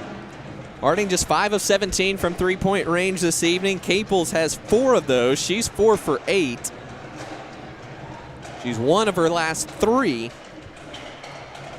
Harding with 17 turnovers tonight. SNU just 11. A big opportunity here, and SNU looking to move into a tie for second with the Bison with a win here. If they can close out these last 20 seconds, certainly won't be easy. On the court for Harding is Paget, Caples, Brown, Lampo, and Cooper. Coach May imploring all the students ringing the court to get up and get loud. Inbound pass comes to Caples. Great double team from Soap. Baseline jumper is no good. Rebound tipped around, controlled by Abby Nehus. And a foul going against Lampo. It's number 3 on Kelly Lampo, and Abby Nehus with a chance to really put this one on ice for SNU. 12.5 seconds to go. Nehus just made 2 free throws to push it to a 2-possession game. Earned herself another opportunity with the big, strong board. Missed the first one. One more upcoming. Soap and Perez in the blocks here. Make it a 5-point game. Caples quickly the other way. SNU not wanting to foul, but Jones with the tough defense there. Harding's going to have to hurry. Fires it wide of Lampo, out of bounds. And that should do it for SNU. Inbounds comes to Alexis Jones, and the Crimson Storm with a huge conference win over Harding, 60-55. Russ, what a terrific game for SNU this evening. Oh, so exciting. Makes it so much sweeter in front of this packed out crowd for Bobby Martin night. But just the energy in here tonight, absolutely electric. Big win for the Lady Storm. We will have full post-game coverage for you after the ceremony, but now we're going to turn it over to the PA announcer, and we will get this show on the road as the stage is being set for the ceremony, and we'll have full coverage for you here on the live stream. Just keep it right here, and we'll step aside and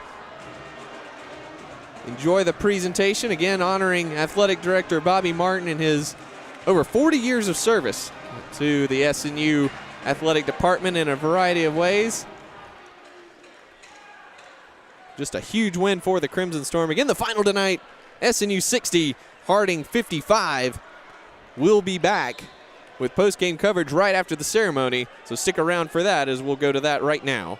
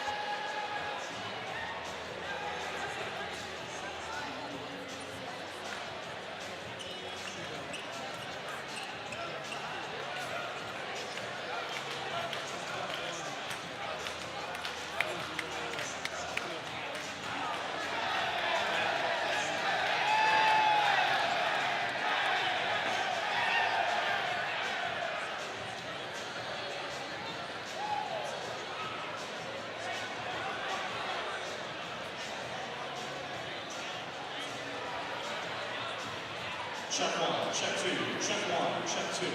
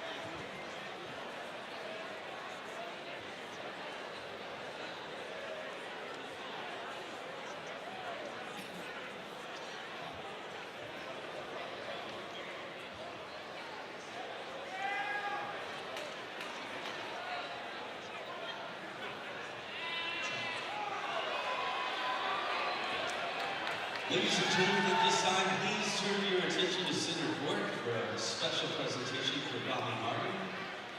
At this time, Officer Chad Meek will escort Bobby and Jan Martin to the east end of the floor.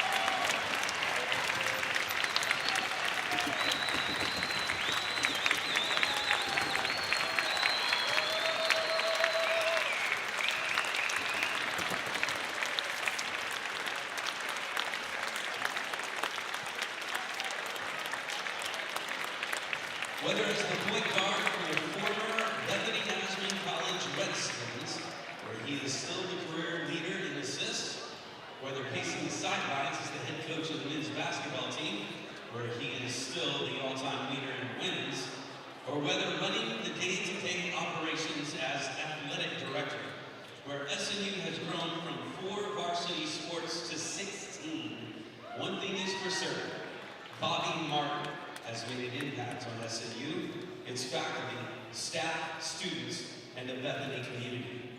Tonight, we honor Bobby Martin's incredible 40-year career as he announced his intentions to retire this summer. Martin stepped onto the campus of Bethany Nazarene College as a student athlete in the fall of 1972. He has served his alma mater in a variety of leadership roles, including Dean of Students, Recruiter, Instructor, Coach, and Athletic Director. Tonight is just a very small way to show our appreciation for the impact Bobby Martin has made on us for so many decades. Joining Bobby Martin and his wife Jan on stage is SNU President Dr. Keith Newman, SNU Vice President Dr. Michael Redline, and the Mayor of Bethany, K.P. Westmoreland. We now pass the night's program on to Dr. Newman. Thank you. Good evening, and thanks to all who've been a part of planning this very historic night. On behalf of Southern Nazarene University and the Martin family, we want to express our appreciation for your participation in a significant moment in SNU's 120-year history. So I began this brief program by introducing a 1992 graduate of SNU. I'm told, at least by him, that he played point guard, not post, and that he was the best point guard that Bobby Martin ever coached. I don't know that any of that is true. What I do know is that he's the mayor of our hometown, Bethany, Oklahoma. Would you join me in welcoming the Honorable Mayor K.P. Westmoreland? Thank you. Before I read what I have here, I'd just like to say that my life experience with Bobby Martin began watching him play in college with guys like Jeff Jantz, and then I had the awesome experience of being the ring bearer in his wedding to his beautiful wife, and then I got to play for Coach Martin, where yes, I was the greatest point guard he ever coached. But I want to read this proclamation that I have, and I'm doing so in the very same glasses that Bobby Martin wore when he played at Bethany Nazarene College.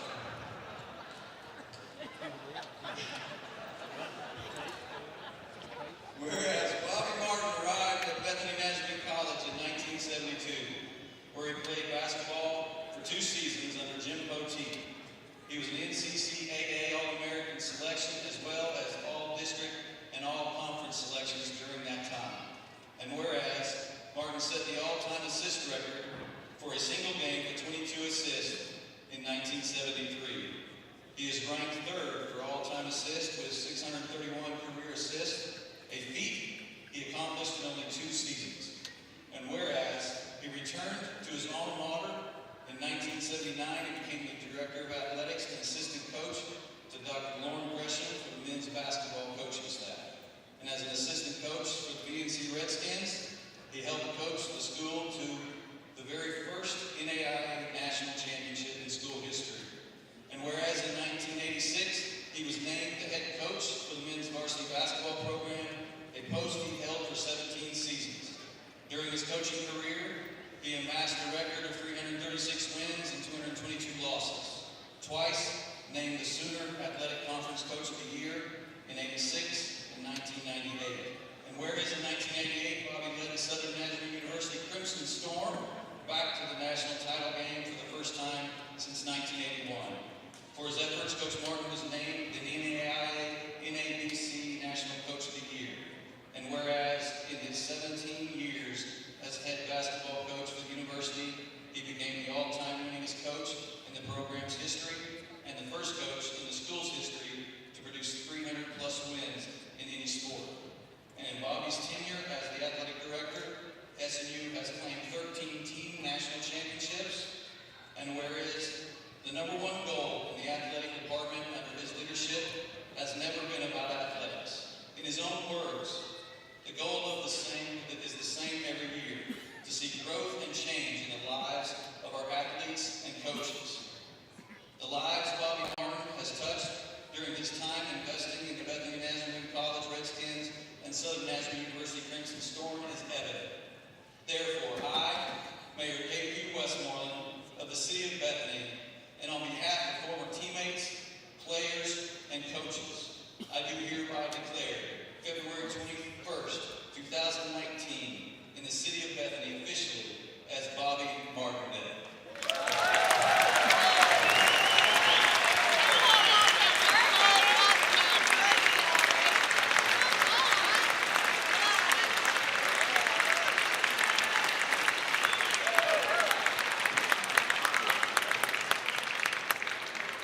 Thank you, Mayor Westmoreland. We can learn a great deal about a university by walking around and looking at who they choose to honor. These decisions are not made quickly. And at SNU, they're made prayerfully and carefully.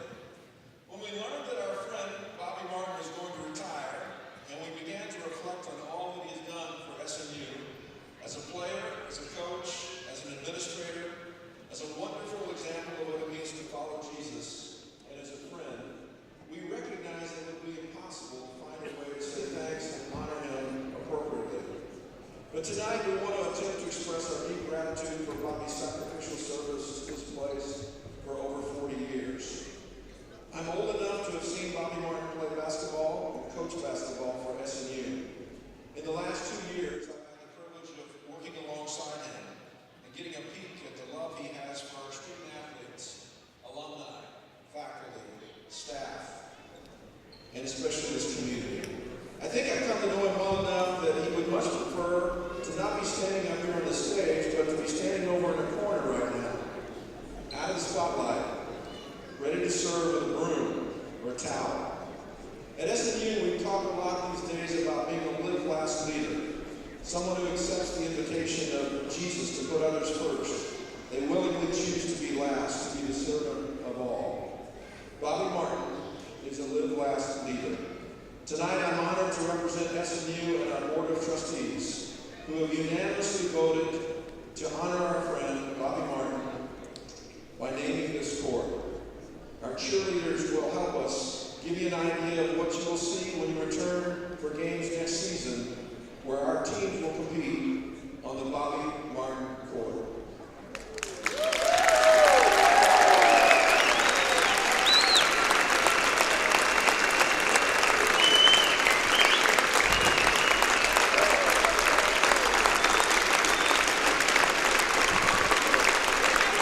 We're really grateful that Bobby has a really nice signature.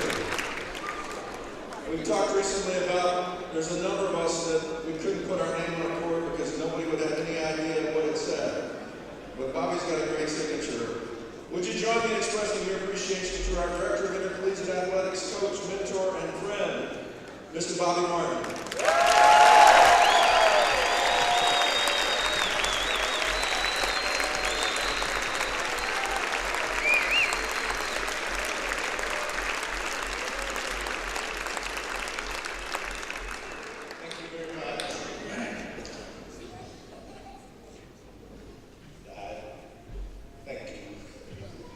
KP, I've got one request.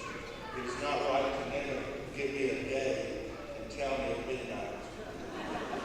Could we change that to the 22nd? And just watch what I do with it. Guys, I came in tonight saying to myself, I want to go out for 2 weeks on this floor. Half of it's been done. Okay?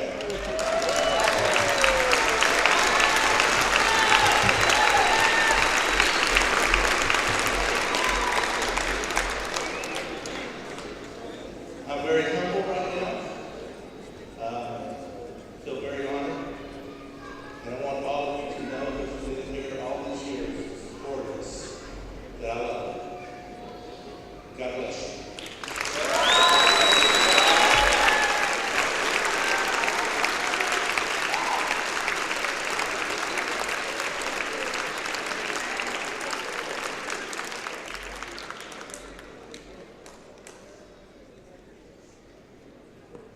We're going to take some pictures. That's what we do in SNU.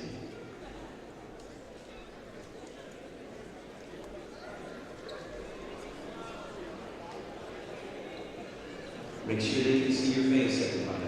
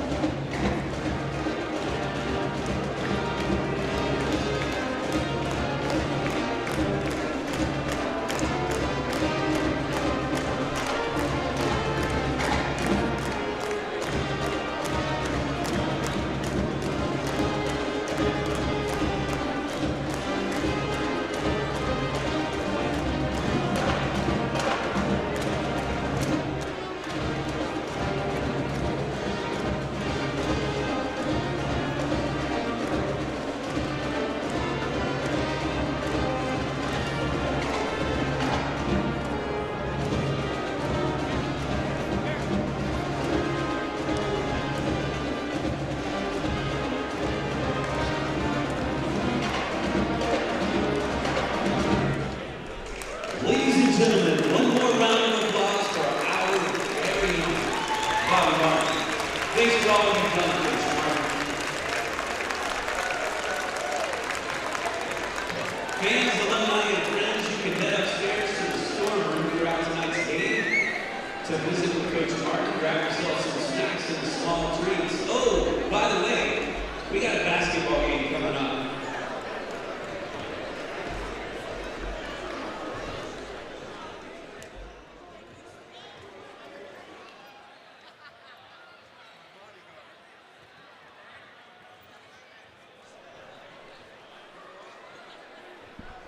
So there you have it. Bobby Martin will be forever remembered on the court at SNU, as SNU proudly renames it Bobby Martin Court. And a very fitting tribute for the guy who spent most of his time at SNU on this court and in this arena. So we'll look forward to seeing that throughout the years and years to come. We'll be right back after this. We've got Abby Nehus and Coach Trent May joining us for post-game coverage after SNU's 60-55 win over Harding. We'll be right back after this.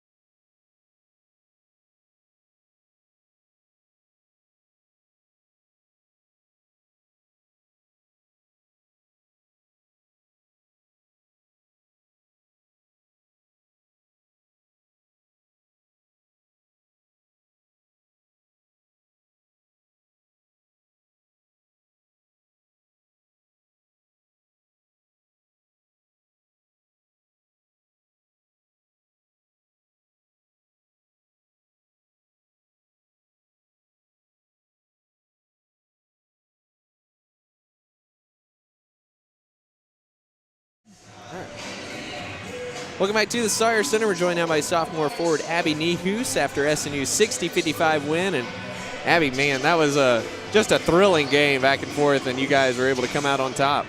Yeah, we were. It was a good win. We came out and we just played how we know how to play and never gave up, kept working. You guys really came out of the locker room at halftime. You know, third quarters have been a struggle for you guys, and you guys came out with pedal to the metal, and then things kind of fell off and Harding got back into it. What were they doing defensively that really limited you guys offensively there?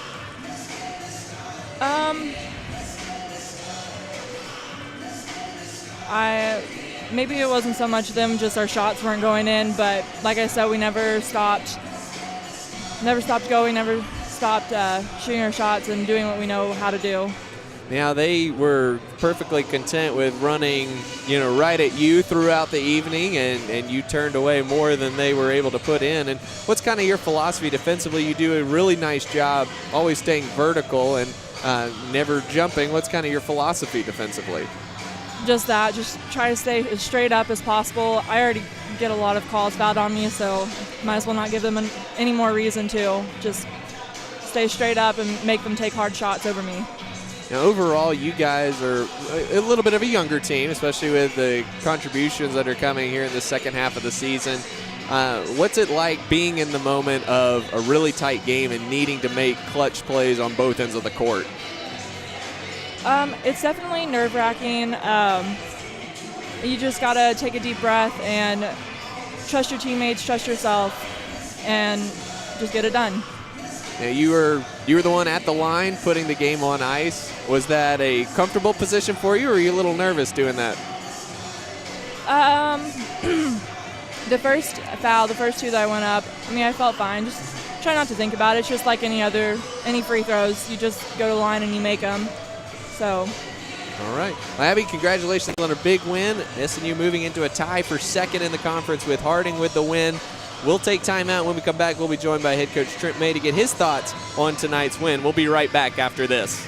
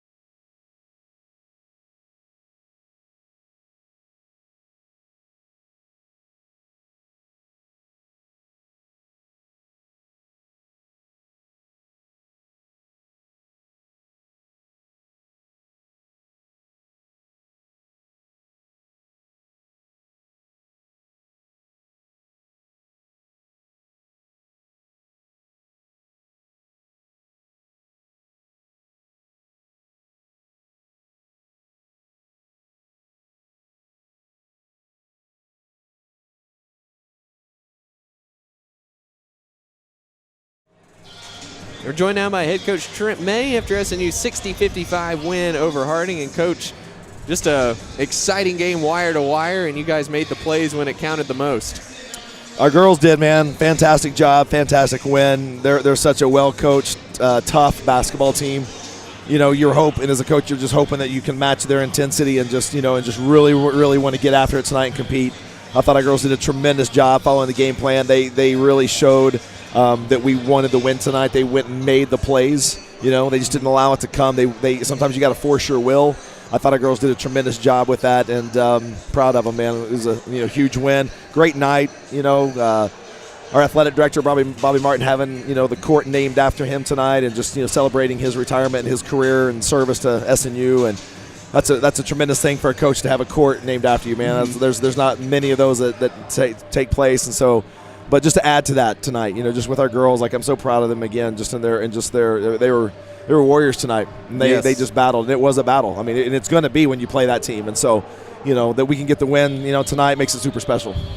You guys fell behind early. You battled back, got the lead in the third quarter, and then it was a neck and neck throughout the fourth quarter. What's it like when you have those big runs and just trying to limit those to a certain amount of time there? It's just possession by possession, both ends of the floor, and you try to you want the girls to do what they're trained to do and execute the things that you've talked about, and and sometimes you just got to make more plays than they're making, and so I thought they did a good job tonight again, just battling and just really not we had a little lead in the third quarter and kind of surrendered that, and but we didn't blink, and in these moments, big games, tough games. Wire-to-wire games, you can't, and you got to show that you have the confidence and that you have the ability to, stay on top, especially when that horn goes off. And so that's what our girls did tonight, and we took care of the ball. And, I think the first time we played them at their place, I think they had, maybe that was, close to a season low for their points that they scored, even though they beat us at their place. And with tonight, hold them to 55 points, that's a great defensive effort. That's just a great defensive effort. We did our jobs defensively, and that's been our calling card as of late. And but on tonight, when we really needed every possession defensively, and you didn't get everyone, but we got enough to hold on to the lead and win the game. Absolutely, and they obviously want to play through the post with those three that they have. Yeah. What was your strategy in limiting not just their touches, but just the good looks that they had? Yeah, you gotta. They're gonna post super early. I mean, they're already posting when they're at half court. And so you've just got to be disciplined and beat them to the spots, and have great side, great help side, and be able to help the helper. Those kinds of things, and have the correct rotations. But when you give them the angles, they'll make you pay because they're so good at the post. But when you limit, when they have to really work for it, they struggle. And so if it's easy, it's easy, right? But we didn't make it easy for them a lot. And it comes down to you got to prepare yourself early defensively, like down the floor, like start gaining and working for position defensively. When we did that, we had a lot of success. When we didn't, we were fouling them or putting them on the free throw line, or they were scoring. So we got to that spot before they wanted to on offense. You guys had several different people step up tonight. Alexis with the go-ahead bucket, Irene with the tying three. You've had other people step up in other close games this season. How big is it for the squad to have a well-rounded approach in that regard? Well, and that's what you want. I mean, if you're on the floor, have the confidence to be a playmaker, not just a facilitator. Point guard can facilitate, but Lex had that big shot, and sometimes you can just kind of facilitate, or you can be part of the action, and be a playmaker if the opportunity comes. And thankfully they did. And that's the part. It's like when you gotta take take advantage of the opportunities when they arise. And and that's what we did down the stretch. And we hit the shots we needed to, and got the stops we needed to defensively. I don't think the lead ever got more than 3 either way in the fourth quarter until the final margin and Abby's free throws. Huge. Is there any way to practice that when it's a nip and tuck game like that, where one play could swing the game? You want to talk about it, and you can talk about scenarios throughout the year. When we get in this close situation, here's what we're going to do, and here's how it could play out. But until it happens, we were up 2 when she goes to the free throw line, and she makes both. It changes. The strategy changes if she makes one.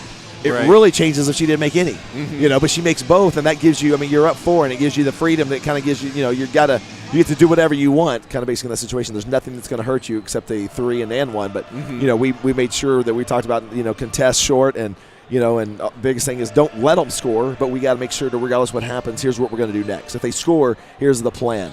If they don't score, they have the possession arrow, so it's making sure if they score, don't dribble. I'm going to call a timeout. We're going to advance the ball. But, those, again, in your mind, you go over those scenarios. And I literally today, man, it's, not that we had to come to that last-second thing, but I spent time today purposely at a coffee shop, between shoot around the game, literally scripting out things that might happen and plays. So I, kind of readied if I'm not ready, how can I ask the girls to be ready? Sure. And not that it came down to that because there really wasn't a lot of strategy except calling timeouts. But nonetheless, when you go over that in your head going, hey, this might be the night that you might have to run this play, if you're down 3 with 5 seconds left. And so I just went over that stuff and kept drawing them up and just making sure I was secure in what I wanted to do if those situations arise. But when your players step up and make plays, man, you don't have to go to those other options. That's right. So and that's what Irene's 3, Lex's 2, Abby's free throws. Again, you're up 4, man. Everything feels better. Yep. She misses 1, then okay, don't give up any threes, and maybe some other scenarios. But yeah, they made the plays, and that's at the end. That's how you get a 5-point win. Absolutely, and Coach, congratulations on the win. Thank you. We'll take time out. When we come back, we'll jump into the men's game and get you ready for the SNU men and the Harding men. Thanks for watching the women's game. We'll be back after this. All right. Thanks, guys.